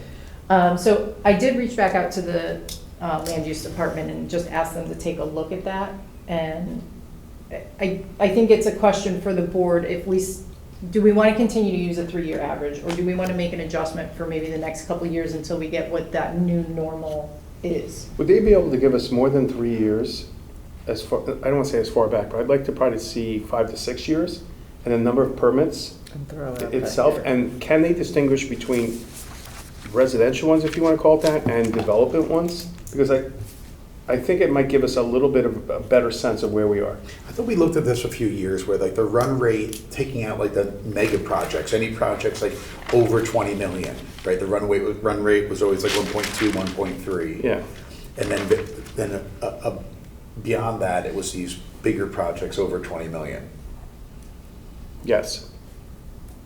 I thought we did, but it's not. Yeah, and it's I not thought kind of that it's gave not us a jarring run rate anything. of like 1.2, 1.3. Yeah, I think we were a little ambitious this year. Yep. So I'd rather be in that type of area or something that, a number that we would be comfortable So based off of some sort of history and maybe what's out there currently. in that, the 2 million for this year and the 450,000 drop that we're seeing, that's not an assumed decrease in the base permit activity, that's an assumed decrease in redevelopment permit revenue, because they expect, I think we have 500 or 550 in the current year budget for redevelopment, most of which is Corbin, that they do still expect to come in this year. So in their budget, they brought Corbin down to only 50,000 for next year, and their original estimate was 1.5 million for base permits. But we can look back, I'll see what they can, Yeah, how they just can that. slice and dice it, but look back maybe 5 to 6 years, number of permits, if they can take out, split out residential versus commercial, and we'll definitely break out the 3 big projects. Yeah. Yeah, Please. one of the realtors I spoke with talked about just the fact that the turnover in housing and homes that have sold have come down. That's slowed down. And I think Yep. that's always been, I feel like that's been a little bit of a driver in terms of people moving in, making substantial investments in the home and so forth, just with less turnover in homes. And we're Right. seeing that a little bit in the town clerk revenue. Yeah, and it's so hard to figure out what that's going to look like next year. Yeah. And to a Right? certain Like, you don't know what the extent, market, so it's. building permits are based Wouldn't on have the value of the work being done, so while there is a drop in the number occurring, there is probably an increase in the dollar value. Mhm. So we'll pick up a little bit there, but we're gonna lose on probably the numbers. So I'll see what we can get from building department, and we'll include that in our final discussions. You know, I looked at the grand list increase, which is about, I think about 62 basis points, which is lower than what we've normally seen. I think this was after like the reappraise. So that's also been, I think, highly correlated, because when you make an improvement to your home, basically that kind of gets added to your tax bill, to your Value. to your assessment value. And so we've seen that come down to 62 basis points, which is, 38 basis points below what we assumed when we originally started talking about the budget in November. It's a little soft. Any other questions on this? Because the only other thing we have is one capital item for the master conservative and development plan for $95,000. Yeah.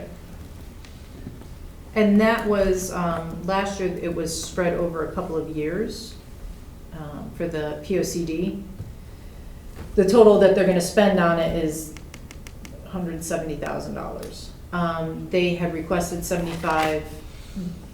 They put the funding in based on how they thought they would actually be spending the funds, and didn't realize that they should have requested enough to fully contract the POCD.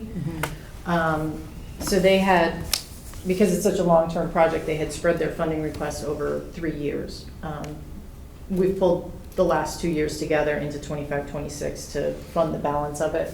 They were able to contract the first part and stay within their 75,000, but they should be able to contract the rest of it. So I'd like to fund it all in 25, 26. So if we fund this, is there an estimated completion date on this?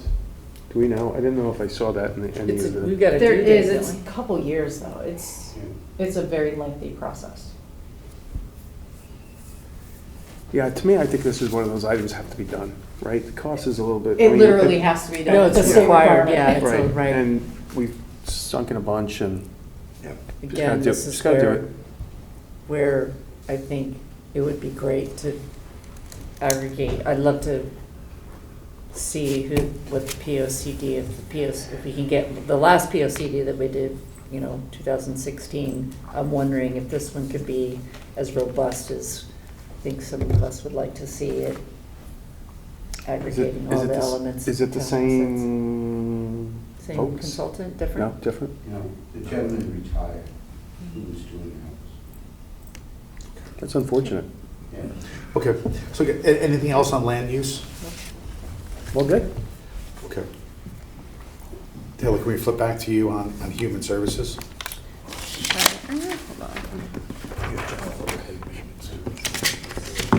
Human services, it is a small budget. They did God's work essentially. The human services piece of the budget is just under $285,000. It's actually down year over year. Outside assistance, like if somebody, we already talked about that tonight. I don't remember why, but anyway, it's up a bit. Or maybe we didn't. Because I guess they were using ARPA funds, right, Jen? And then Right. ran out. So I guess it's going back up to historical levels. Is that right? I thought it was lower than this, but either way, It it's was lower than $24,000. this, but we haven't had to really hit the general fund for it for a few years, because we've had ARPA funds that we've been using for quite a while. Okay, a senior center, just under 500,000. It's $489,000. It is also a little bit lower this year. The only thing I noticed about that was that it seems like the estimating the cost of the food seems like the volatile piece there. Yes. So you adjusted it. Thank you. I take your guidance there. Transportation, we get reimbursed, so not a big deal for the seniors. Youth services, is that a reversion to a more normal like, programming subscription level? Yes. We looked at historical expenses and based it off of that. Okay, so, that's $430,000 is down a little bit year over year, I guess, just because, is that because there was a COVID bump and then it came? Yeah, they had a huge increase Yeah. in their summer camp for a couple of years. Right. Cool. And then the health department is the last piece of that, also down year over year by about 30 grand. I guess mostly due to attrition, and then I saw the software platform, I didn't totally follow that. So they, in their capital budget, they are requesting about $36,000 to implement OpenGov because they work Yeah. closely with all the land use departments. And that would replace the current Tyler product that they have for environmental health, which is actually sunsetting and isn't gonna be supported anymore anyway. So in the year that they implement it, they don't have the full year of the Tyler maintenance contract. Once OpenGov is implemented, that first year of maintenance will be covered through the implementation costs.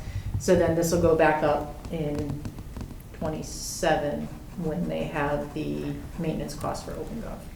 This was like a $10,000 credit against 36, kind of? Yeah. Is that the way to look at it? Okay. Yep. Do I recall, is OpenGov priced on the amount of money we put into it, the number of dollars, size of No. budget? It's somewhat based on like our size. And it's not based on users, the land use portion, Number I think it's of based hours. on. Keeping costs low. I thought it was based on volume and- originally our spending, like the amount of your budgeting. No, that was, the budgeting and transparency portion was that. I'm not entirely sure on the land use and permitting what the basis is. All right, so that was human services. Do you want me to keep going with general government? Yeah. All right, and does anyone have any questions about human services? Just back on OpenGov for 1 second. Did you encourage them to try to use OpenGov on this? No. Like, does it, whatever information they put in, Jen, does it flow into everything else that you're Oh, you're gonna right. use OpenGov for? I'm trying to Yeah, that's understand right. how they pick the software, like. No, I didn't. So the OpenGov that we do the budget in Yeah. It's is three separate. different things. The benefits, land use and benefits. permitting OpenGov, And then- a few years ago, P&Z and Building wanted to move away from, I forget what the name of their previous system was. So they looked at what else is out there. They did look at a Tyler product, they looked at a couple other permitting systems, and they went with the OpenGov land use and permitting system, allowing online submission of applications and documents, online payments. And it works really well because they can have a workflow through the various departments. Fire marshal has come onto it. So now it's P and Z land use, or P and Z building, fire marshal, and now the health department, because they review a lot of the plans. So it makes sense for health department to join on that. What it doesn't do right now, it's kind of okay, we have a decent reconciliation. But what we're looking at with the payment processing is, my question to our consultants was, is there anything that can kind of overlay all of these various systems that we have? And so they're best in class, you know, they serve the departments best. Is there anything about them that can serve the residents better? Because we want outward facing to be better. Any changes that need to be made in order to do that, but also to feed into the back office side, is there something that can overlay all these various systems so it's a less manual process of getting things into the ledger? We're not there yet. I don't know if the consultants know of anything that can do that, given all the different systems that we have.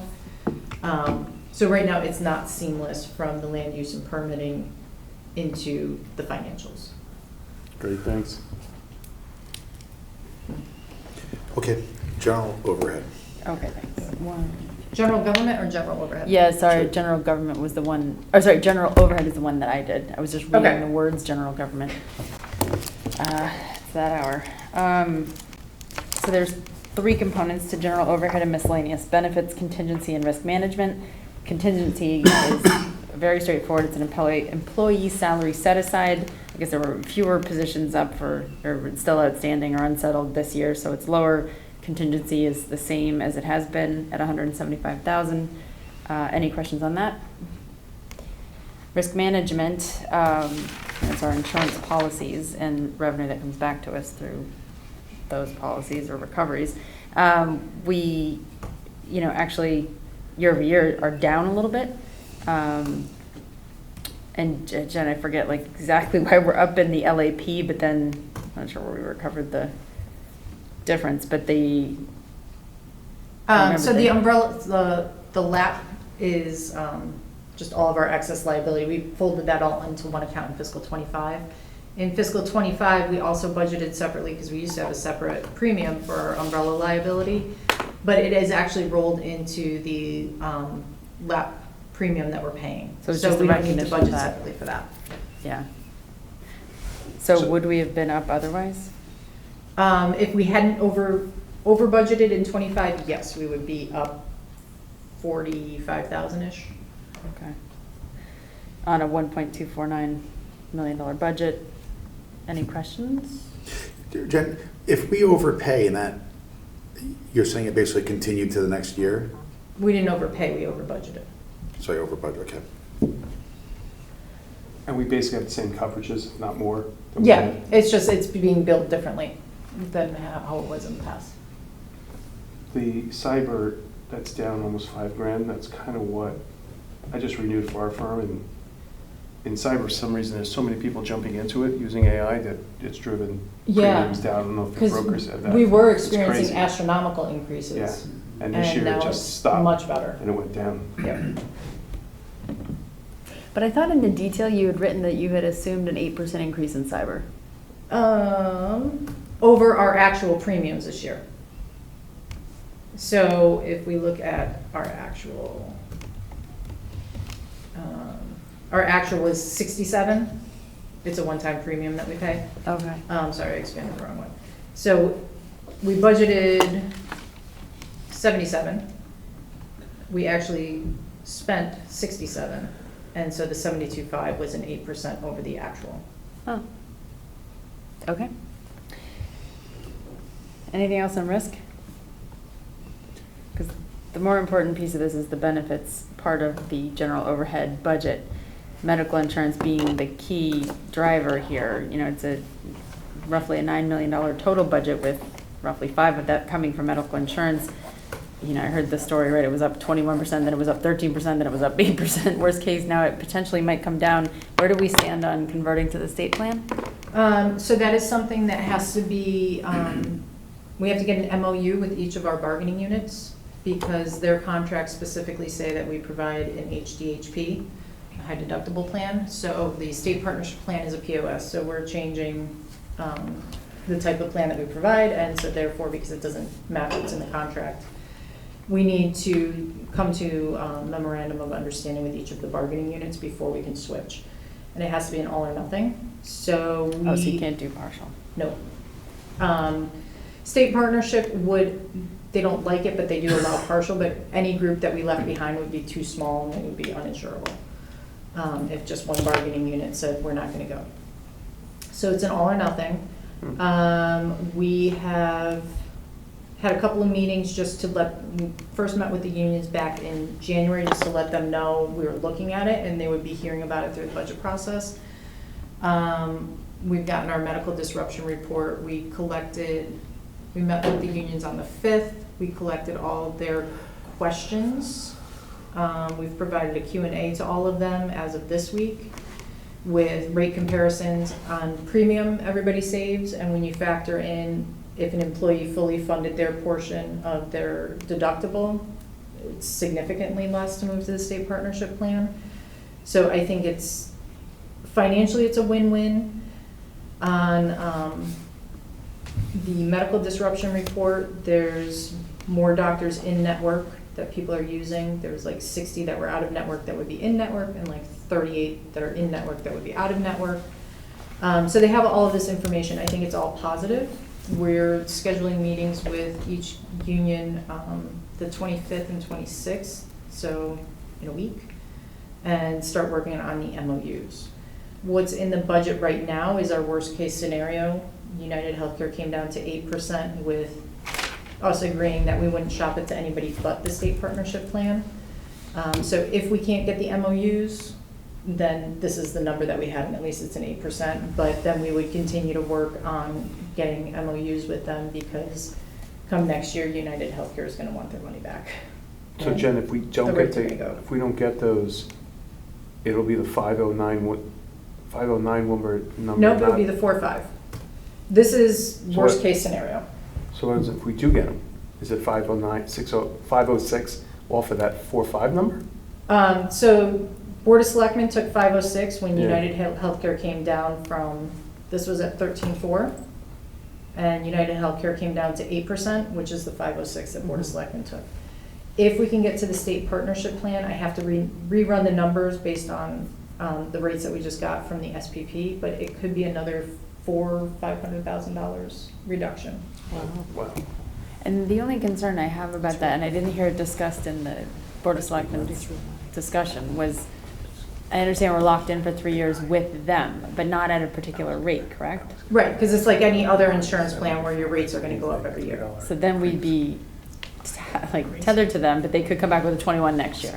Well, so historically, we looked back to 2017, and the United Healthcare rates that we have gone up over 50% in that time. I want to say it was like 50 to 53%. The state partnership plan in that same amount of time has gone up 42, 43%. I don't remember the exact numbers, but it was significantly less growth over that same period. So they've had smaller increases than we've expected or experienced. And a lot of that is they insure 60,000 lives. So they have a much larger pool that they're insuring over. So the volatility that we experience when one individual has significant claims, that gets smoothed over in a pool of 60,000.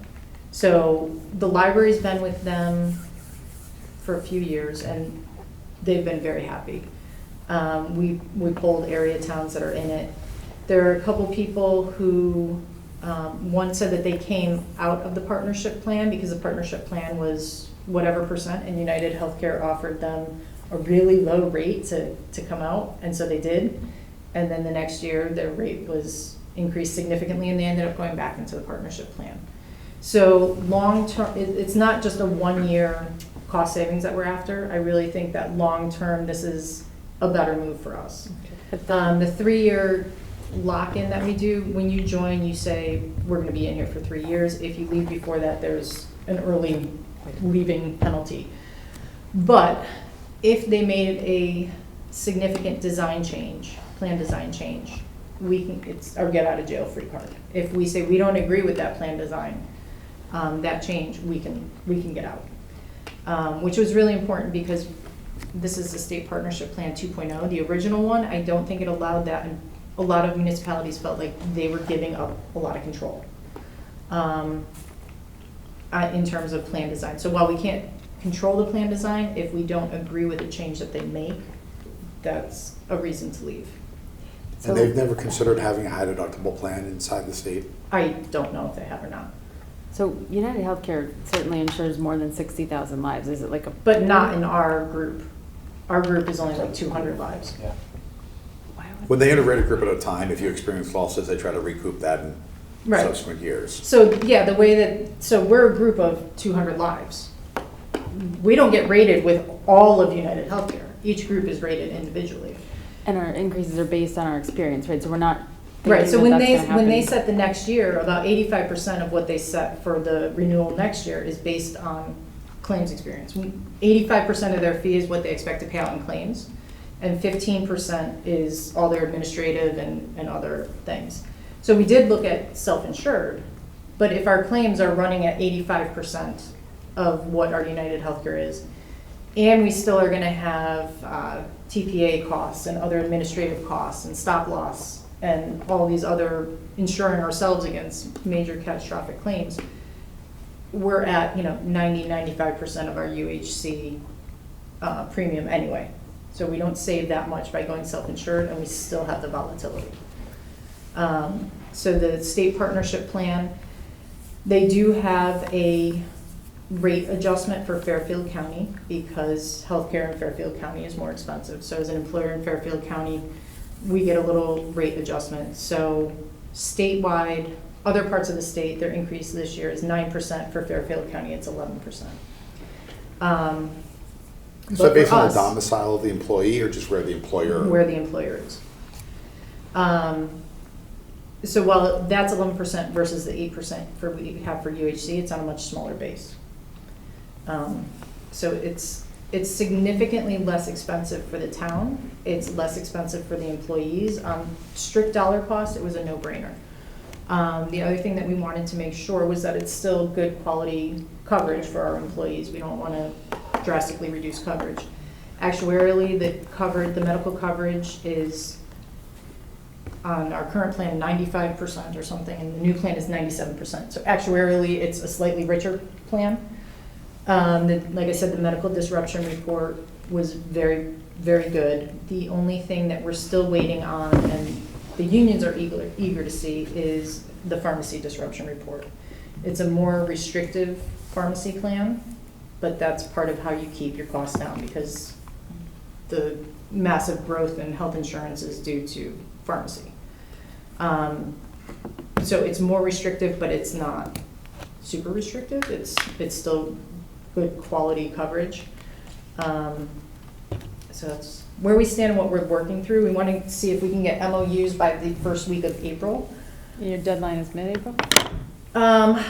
Early April, if we want to be able to get everything ready for open enrollment in May, because our plan year starts July 1st. So it's tight. So this is a large number, kind of could be $400,000 to $500,000. We're starting with, if we bring up the 110, we're starting out with like 8% year-over-year tax increase. So like, when will we know? Like, do you think we'll have a good sense of a high probability of either the cost or whether or not 100% of our union partners have all agreed to this? By the time that we vote? By the time that you vote, I would like to have that, because it would allow us to do everything in a very timely fashion for open enrollment. And if we have to if we have to vote on the 10th versus the 8th, if that 2 days makes a difference. If that makes a difference, yeah. Let us know. But if not, if we feel that we can continue working with the unions beyond that second week of April and still meet timing for open enrollment and completing the application to the SPP to be able to move on July 1st. If we continue that after you vote, we can reduce the budget at the RTM level. But I guess the issue is if we don't know that that's happening, and again, for the public, we're starting at an 8% increase here. knowing that sort of as we begin to make our decisions, that's a big, that's a big number. So I think the more color we can have on that. All I can, I don't know what else I can tell you other than we're meeting with them next week. I feel that we have done everything possible to try to save $1 million in the current year. Thank you for that. Yeah, no, this is- Huge, thank you. Yeah. Yes. It's not your issue, your fault. You have a choice. I mean, if you want, you could assume that we're gonna get there, and you can cut the budget with the understanding that if it doesn't happen, I'll be knocking on the door when we need a special appropriation. Or you can cut the budget, and then if it does happen, we're good to go. So that's a decision that you can make at the time that you vote. You know, depending on the feel that I have of where things are going. But it's just as easy to bring it to the RTM, honestly, at that stage of the game. And really, I think by the second week of April, we're gonna have to say, are we moving or not? Because we need to start getting ready for open enrollment 3-4 weeks later. And we technically need to have it done by the 15th, right? Yeah, is that the, I think that's a statutory deadline, right? whatever the third Tuesday is when I have to turn it over to the town clerk. Yep. Any other questions on medical insurance? Appreciate all the work on that, Jen. Thank you so Yeah. Hey much. Jen, one quick takeaway. There's I still don't need more it now. here. Can you just send me the number of covered lives under the medical and dental insurance plan? Just the number of people on it. I don't need it, like I said, I don't need it tonight. I'm sure you guys might want it too. Okay. Yeah, I mean, our dental is up. Jen, I'm sorry, did I hear, it was just like, was there an error or something? What happened with that? Dental's up 12%. We underestimated our fiscal 25 premiums, but we're self-insured for dental. So the $130,000 that we have budgeted this year, it just goes into our self-insurance fund, which has more than enough to cover, despite the fact that the rates went up. But in fiscal 26, we should put a little bit more in there because we're probably going to draw down the fund balance. We want to move it back up a little bit and Okay. keep that fund healthy. And then the only other thing, which actually we have itemized here, is pension and defined contribution. If you want to do that, I mean, I find that falling under benefits. It's a little confusing, so, Did you, I mean, you want to cover it? if you have it, Yeah, I did it, but. Go ahead, Well, all yours. pretty straightforward. I mean, net, Yes. we're pretty much flat, just because more employees have moved from defined benefit to defined contribution. So we're lower in pension contributions and higher in defined contribution, like net, we spend about $5,000 more.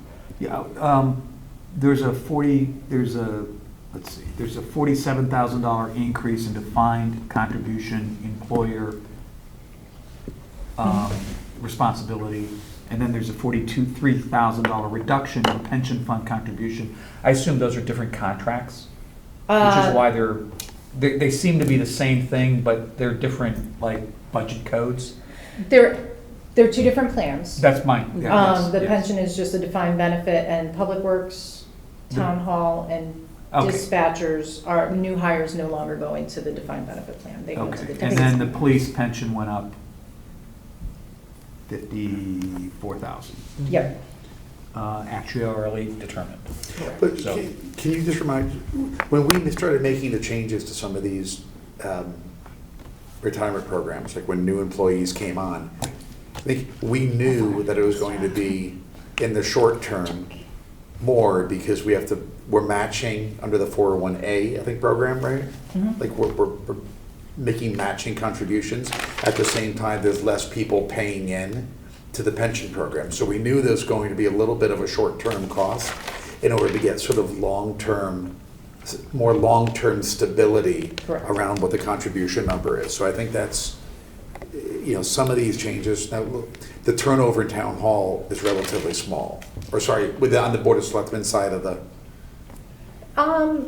Yeah, but in those groups, so we have currently about 17 participants in the DC, and overall the budget is based on 23 participants because we have a couple vacancies in dispatch. The new hire for DPW would be going in there, so there's a few that are coming in through attrition. One thing that we can't really figure out yet because we don't have enough of a trend, is if someone leaves prior to the 5-year vesting of their employer contributions, that is something that we can currently use to then we get their funds back. It stays within the plan, but we can use it to, as future employer contributions. So we get a little bit of a credit in there, but we don't have enough of a trend to start budgeting for any kind of a credit. But at some point, we'll be able to see a trend of, on average, how many we have in a year that leave behind unvested employer But contributions. some of that's baked into the pension, because when an employee leaves before, I think it's the 5th anniversary, Mhm. right? They no longer invest in the pension, and so any contributions that we've made, Not that we've made, but they have made, they get their contributions back, and anything that we've made stays in their stays in fund. investment, yeah. So that kind of supports next people or people Yep. that remain, so it's, we just don't get it, we don't get it back, it just counts as a credit or an asset in the plan, right? Yep. Okay, thanks. It slows the growth. Right. It's just extraordinary.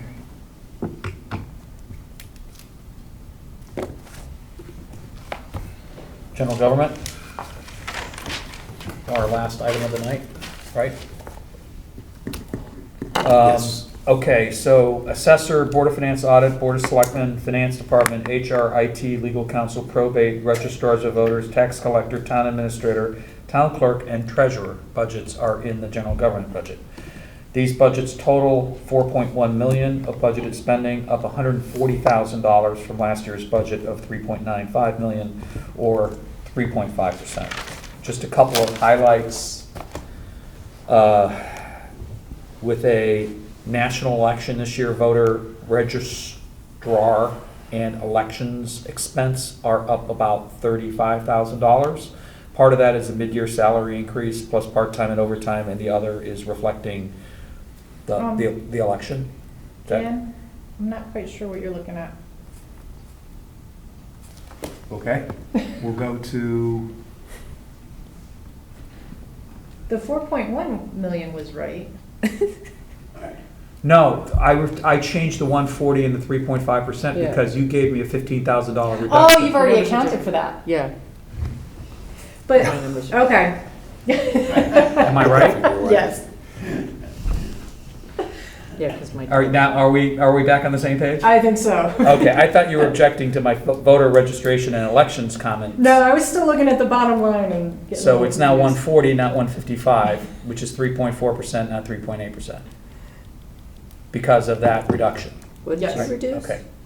Yeah. A salary in town hall was reduced. Okay, Um, I believe you. Yeah. So the Leave it- change, so can- the we'll change just is leave it at that. 140 and not 158? It's no longer 150. Right.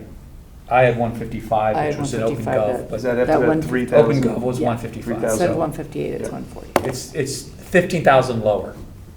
Got it. Okay. So I'm looking at the open gov numbers, which were 155 and 3.8%, Mhm.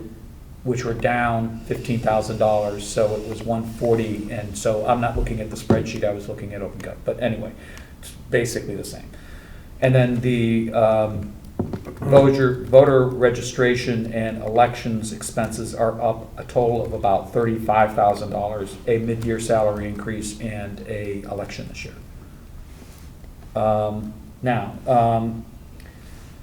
IT expenses up $30,000, so 21,000 of that is server maintenance, and 20,000 is Placer AI.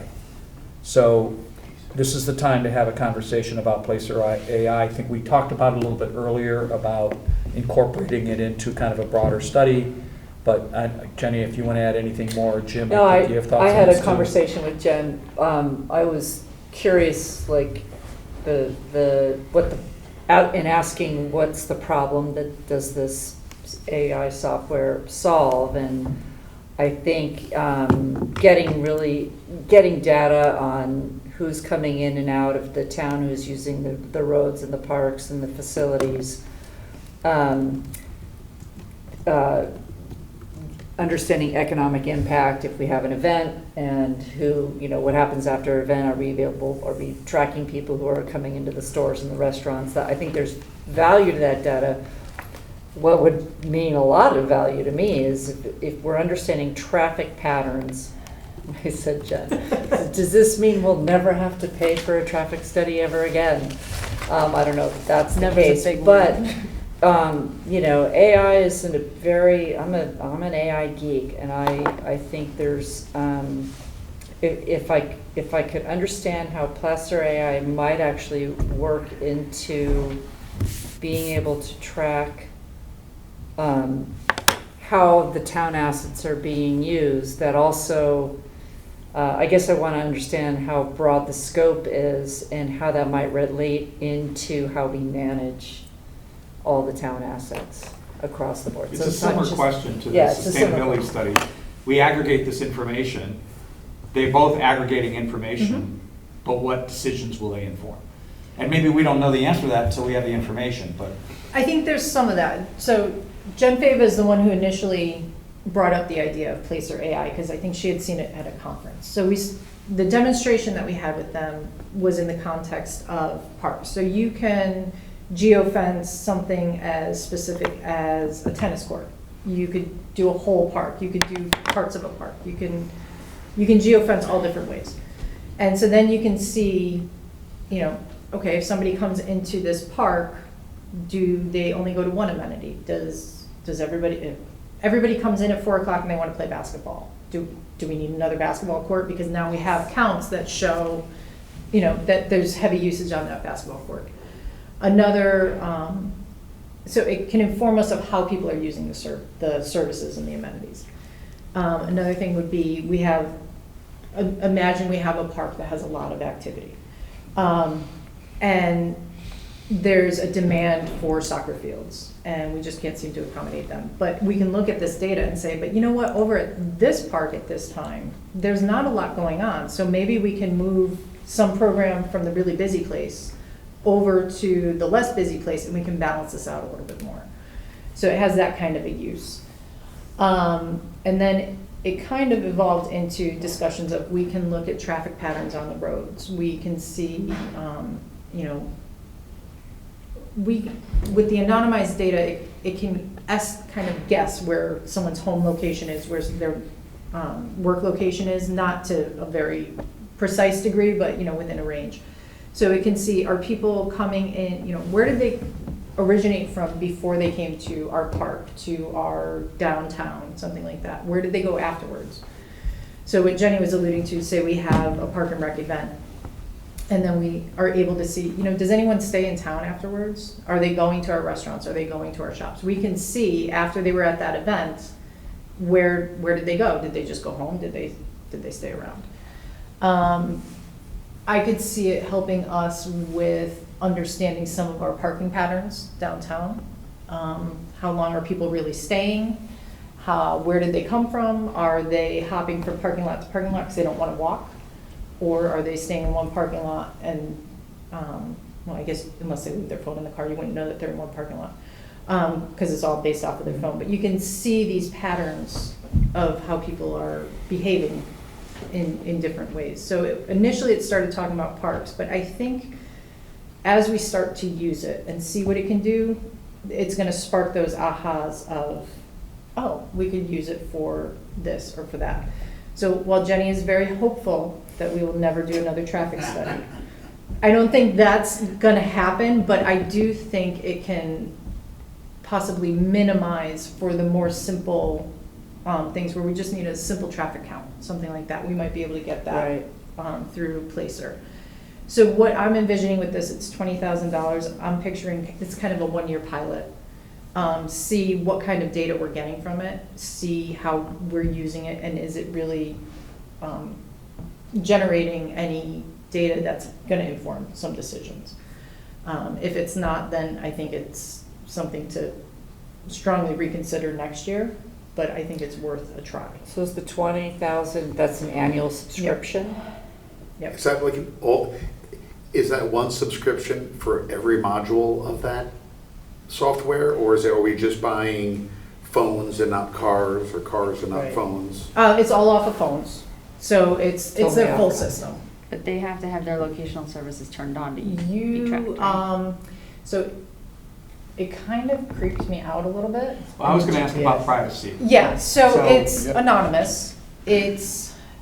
somehow it piggybacks on apps that people have on their phones, and it does work off of location services. But it is completely anonymous. But what percentage of people really have it on? Like, I think a lot of So people they turn it off, have, right? I forget exactly what the method is for extrapolating, but they have the data on how many people actually have those location services on. For a given app, so. It's across hundreds of apps. Yeah. And then from knowing that, X% of people actually have location services on and that we're actually getting data from X number of people, they can extrapolate how many were actually in a location. So you don't get the to and from on that extrapolated population, but you get the numbers. And the data, we will be able to go back to 2017. So we'll actually have years worth of data when we sign up with them and once we set up our parameters. And we can change those parameters at any time and just we want to look at a particular area. Okay, let's drill into that area and look at So the trends. this basically, so the feedback would be, you had 200 people at this event, 150 of them went home, the other 50 left town, but they wouldn't be would they be telling you where they went to? Because It could tell you, did they go to New Canaan's downtown and choose to have dinner there instead of here? so they're tracking a very specific cell phone number, and they know the individual who owns that cell phone and where they live.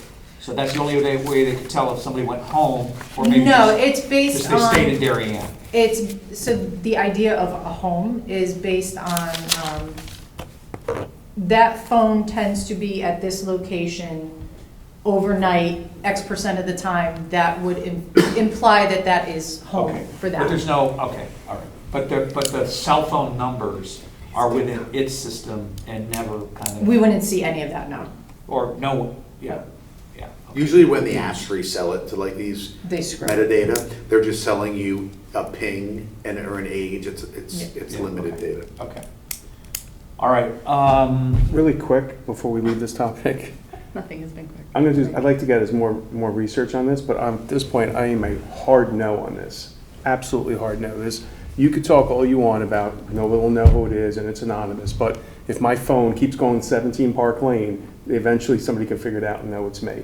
And I can give you a slew of things where somebody will get compelled, and I know somebody's gonna say, well, if you're doing nothing wrong, there's nothing you should do. This is a privacy issue that I am absolutely hard no on this being done in this town. I can tell you that it is not going to say your exact address. It does not go down to that level of detail. It has, and I can find out how big the range is, Right. but it will basically just give this is the dot of their home area. It doesn't give an address. So if there are. Whatever info you have on it, Jen, just send it to me. But it's gonna have to massively change my mind, because at this point, I'm a hard no on this. If you send me, I'll send you what I have, but if Yeah. you have specific questions, Examples? concerns, Yep, sounds good. information that you want, Yeah, I let me know. don't- Yeah, like they're. All right, the next item on the list is the town administrator budget, which is up $8,000. There's a reduction in salary offset by $20,000 for a sidewalk consultant. So you wanted to talk about that. Yes. Go ahead. You want me to go?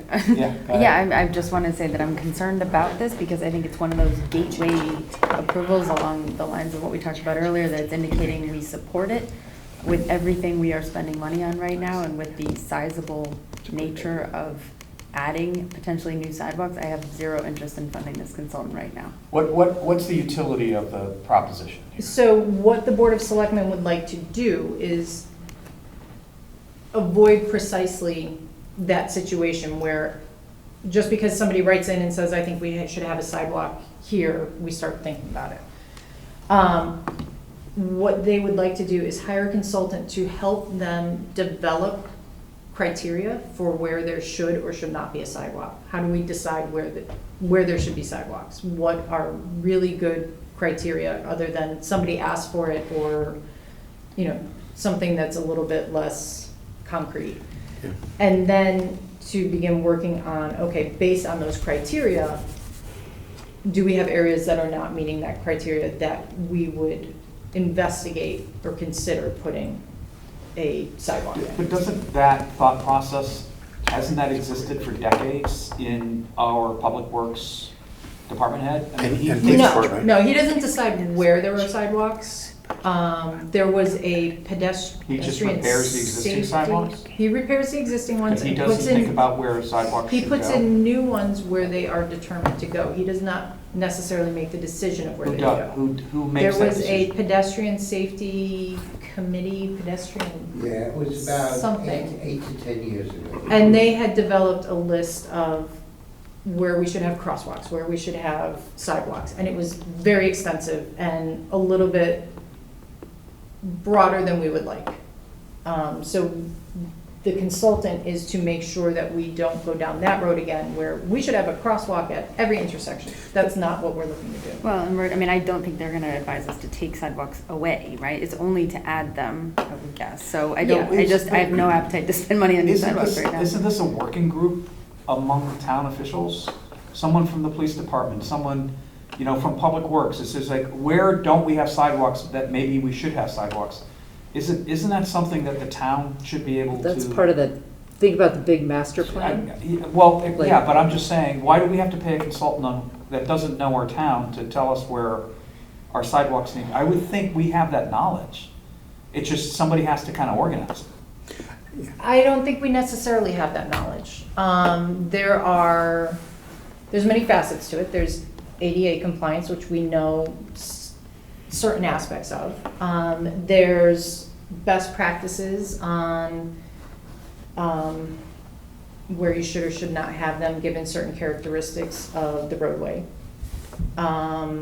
There's With traffic. there's a lot that, Lighting and. yeah, Do we there's a have lot that do we our have a staff pro- might not know. Do we have a proposal from this individual as to why he or she should be hired? We do not, because we have not yet spoken with. Can we get here's the value proposition that we're proposing? Yeah, I don't know if we're going to have that in 2 weeks, because we haven't had conversations with any particular consultants yet. One thing that I do know is, like, the town of Stratford did a much broader one. They were looking at, should there be bike lanes anywhere, and that sort of thing. So that's one consultant that would be on our list to contact and ask for, have a conversation with. So we can reach out to them, but I don't know how quickly we'll get it to you. We'll get it as soon as possible, but I don't know exactly what the timing is gonna be, because we don't have an ongoing conversation with anybody at the You know, moment. I've listened to some of the sidewalks that have been raised, right? Like proposed sidewalks, a public comment and so forth. And I think for some of them, I think either the police department have come in and said, we don't think this is safe. In some cases, yes. And or as it relates to crosswalks, I think the traffic why am I blanking on the police department's name? The traffic authority, okay, makes a decision about on non-state roads, on Darien roads, whether or not that can take place, because I've gone through that process with, or seen that gone through, I would say before. I just think some of these decisions, I think, can be made by the Board of Selectmen about whether they want to do something, and if they see, like, we really want to build a 3-mile sidewalk here, and that our land use boards have looked at it and said, well, listen, that wouldn't require buying 3 miles worth of, So, could that Right-of-way. be property alongside of a road? Then, like, at that point, it feels like it could so be. part of the idea of a consultant is to develop what are the decision criteria for making that evaluation. So you can say safety, but what does safety mean? There's multiple components to safety. And you can say walkability of a neighborhood, but you need a better decision criteria than what is walkable? Do we want it to serve a certain number of people before we would consider putting in a sidewalk? Do we want it to, I think part of it is, do you want to connect certain disconnected pieces of sidewalk?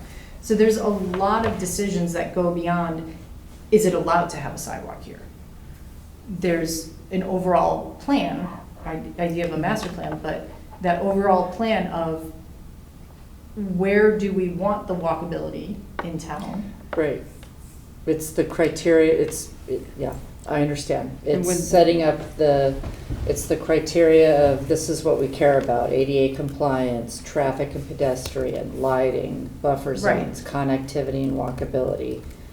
So if Prioritization of if putting it areas, are in we this doing one schools, checks are we this doing- many yeah. boxes, then that's a strong contender for consideration. If it checks none of the boxes, then we've used our agreed upon criteria, and I'm sorry to the person who's requested that, but that doesn't meet our criteria, and we wouldn't put in a sidewalk there. So are they, I mean, is this consultant considering, rules about state roads or about the police department's opinion on the Yeah, location? that would be part of it. They All of it. wouldn't- I mean, are we they just wouldn't looking for a operate reason absent to that. tell people no? Like, can't we just do that? No, because I think we also want to be consistent in when we say yes, and why we say yes. And there is a strong demand for walkability. Right, I mean, that's what I'm saying though, is to say, yeah, we're not talking about taking sidewalks away, we're only talking about adding sidewalks. I just personally think that that's, especially the locations that John brought up, I mean, it would be extraordinarily expensive. I personally have no appetite for that in the next many years. And expense would be one of the criteria. It didn't seem like a single request is kind of what drove this. I think it was at Mansfield at Middlesex somewhere. There's one on Mansfield. There's one that One on sparked Friday. the idea of we should have clear criteria that we use when Yes. deciding if we're putting in a sidewalk or not, other than, gee, I don't think so, or yeah, that seems like a good Right. spot. I think maybe the struggle is here, do we need a consultant to really, I understand that no one in the town is a sidewalk expert, and this person would be a sidewalk expert. Question is the marginal utility of that expertise. Is it worth, or can just a handful of people gather around and establish criteria that are common sense? They won't be as expert as this consultant would be, but they would still be 99% of the time enough. Pretty good, I right? think that's kind of what, I mean, can't a working group or can't our officials establish those criteria without a consultant? And I understand that a consultant would be better, but it costs. It does cost, yes. But we also have, so envisioning who that working group would be, Ed, probably.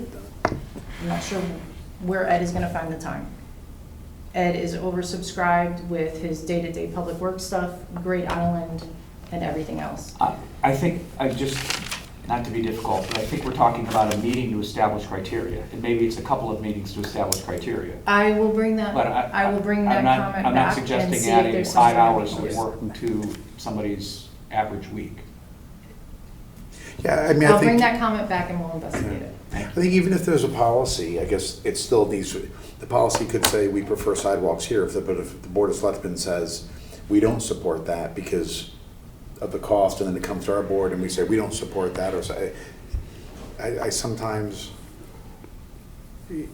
worry about kind of having too many policies if ultimately there's like a bunch of different boards that all need to approve it, and they may or may not agree with the policy. So let's just put a circle around Okay. this one. All right, so on, let's see, revenues in general government, there's MRSA state reimbursement, which you're removing because it's too unpredictable. Yep. Right? That's a $78,000 decrease. There's an interest income, which we will come back to down the road. There's non-property tax revenue, 100,000 motor vehicle increase in budgeted revenue, and $50,000 from interest income and past due fees and things like that based on experience. So that's a $150,000 bump. And there's a modest bump in license and permit revenue in the town clerk's office. Those are the main drivers of the revenue increase. And finally, on the capital side,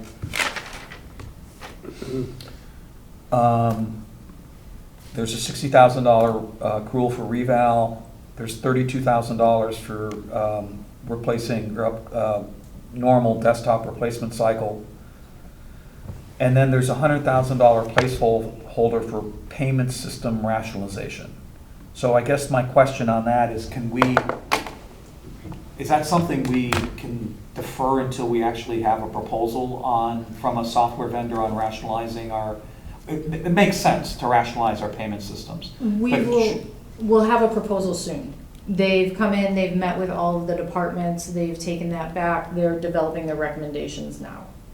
Would we have a more definitive number by the 8th of April, or probably not? Probably not. And what's the benefit of this? Better customer experience, accepting more forms of payment, consolidation under processing to try to reduce fees, and a better fee and reduce credit card fees that the town pays. So we pay, so we would save money. We eat those, yeah. Yes. Yeah. And reduce, or more automated flow of revenue information into the financial system. So widely disparate payment systems across the town, I don't know if they go to one, but they get narrowed, right? Yeah, And they that's the become whole- more homogeneous Yep. to the user, the resident. Was the biggest cost saving like the ability to take ACH? Yeah. That would save a lot because the Yes. fee on that is Yes. significantly less. That would be And awesome. American Express Yeah, cards. or e-check. Take those. Can we subscribe to beach permits and Another and thing just have them that, mailed out and charge our checking? another interesting component of it isn't just how people pay, but it's the overall experience. So one thing that we hadn't thought of, but came out of the meetings with the department heads when we sat down for a debrief with the consultants was, you have a lot of instances where someone has to, demonstrate their residency in order to get something. And yet they're demonstrating their residency for a beach permit and with Park and Rec, for a dump sticker with DPW, or for something else for this purpose. And so their thought was, let's see if we can find one central repository for that information where maybe somebody puts their information in to demonstrate residency, and then the department that needs it, each one can access it. Instead of now the resident only has to do it once instead of 3 times for those 3 items. Right. So it's things like that too that can improve efficiency with the departments and improve the customer experience. Because we are extremely this is great. antiquated. I mean, our former colleague David Martin was a huge proponent of this for years, of rationalizing this. Yeah. I am a huge fan of rationalizing this. My only concern was a placeholder always kind of gives me a little bit of like. So it's based on, we asked the consultant Capital. on other projects they've done that were similar to this, what was their what kind of experience did they see in terms of implementation costs? And they said, and they had not met with us yet. So it really was just based on the concept of what we wanted to do. And they said 50 to 100,000, closer to the 100,000. Because they do expect some kind of technology component to it. But we don't know what those recommendations are. Jen, is that 50 to 100, is that their consulting time, or would that also include the technology improvements? Or That is just the API? improvements. Their consulting time is being covered through the professional services budget in the current year. How much are we supposed to achieve in savings annually? It's not based on, it's not looking specifically for savings. It's not being done for savings. It's primarily being done to enhance how residents interact with town hall, being able to do more online, accepting more modern forms of payment. The cost savings will come in if we can consolidate and improve fees, but that is not the goal of the To project. give you an idea of what the credit card fees were a couple of years ago, something to the tune of 120 grand the town ate on So we credit card potentially fees. could recover this cost.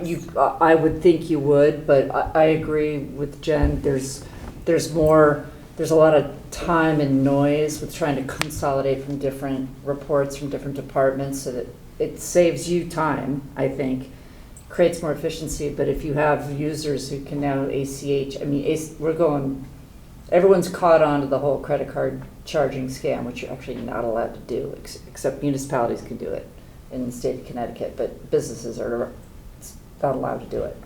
But most people will swipe a debit card now to pay for parking and stuff because they don't want to take these little fees. So yeah, I think that you could see, I think you could see some real savings. That's an annual number. I mean, that's what we paid a couple of years Jen, ago. what's in the Part of budget? the problem, having worked in the credit card industry, is that all of our pockets, we take our fees for the beach sticker at one time.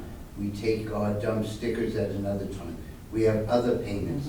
And so by using different merchant processors, we're not getting an equal fee. So we may be paying as an interchange 3%, but if we went across our lines, what would happen is we might be able to get it down to 2 to 2.5%.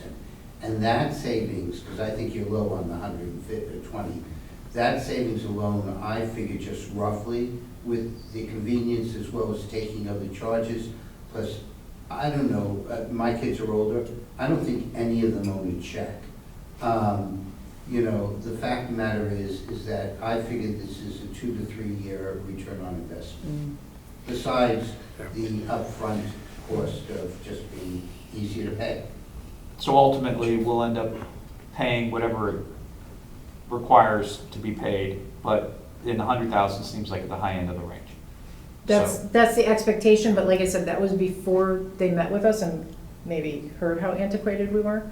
So it could be higher based on, That was their estimate, and it was on the high side of what they have experienced, but it is not tailored to any of our specifics. So how antiquated is how this stuff kind of flows, if you will, into our financials and the ledger? Is it?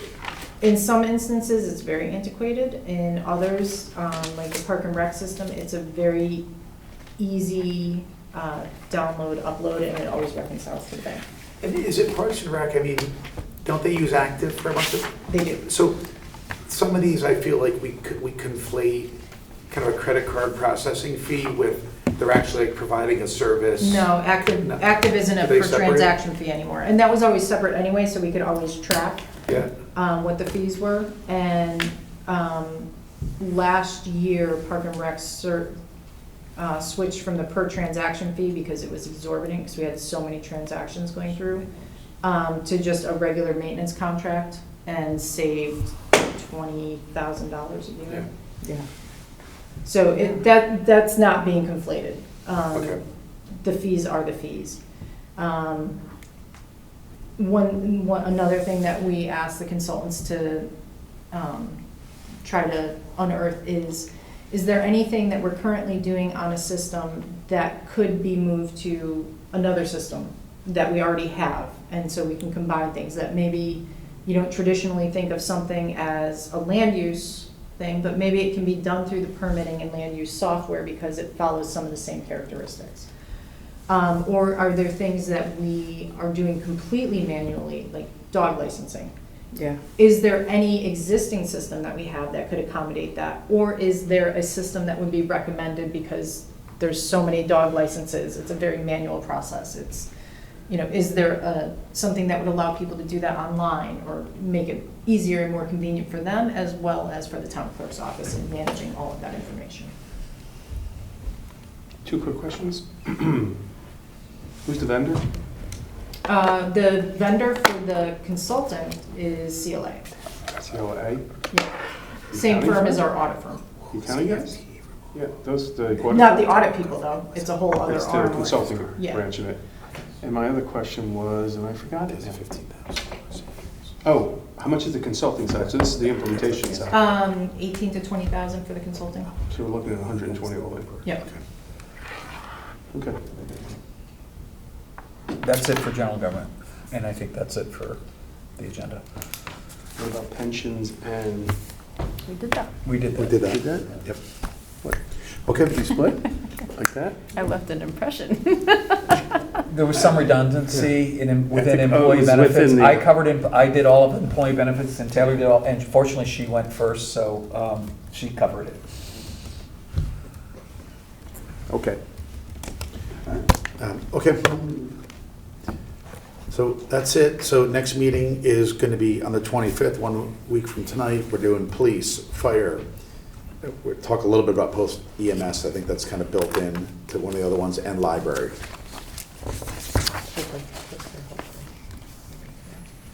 Motion? Okay. I'll accept the motion to adjourn. Jenny moves, Rob seconds. All those in favor? We stand adjourned.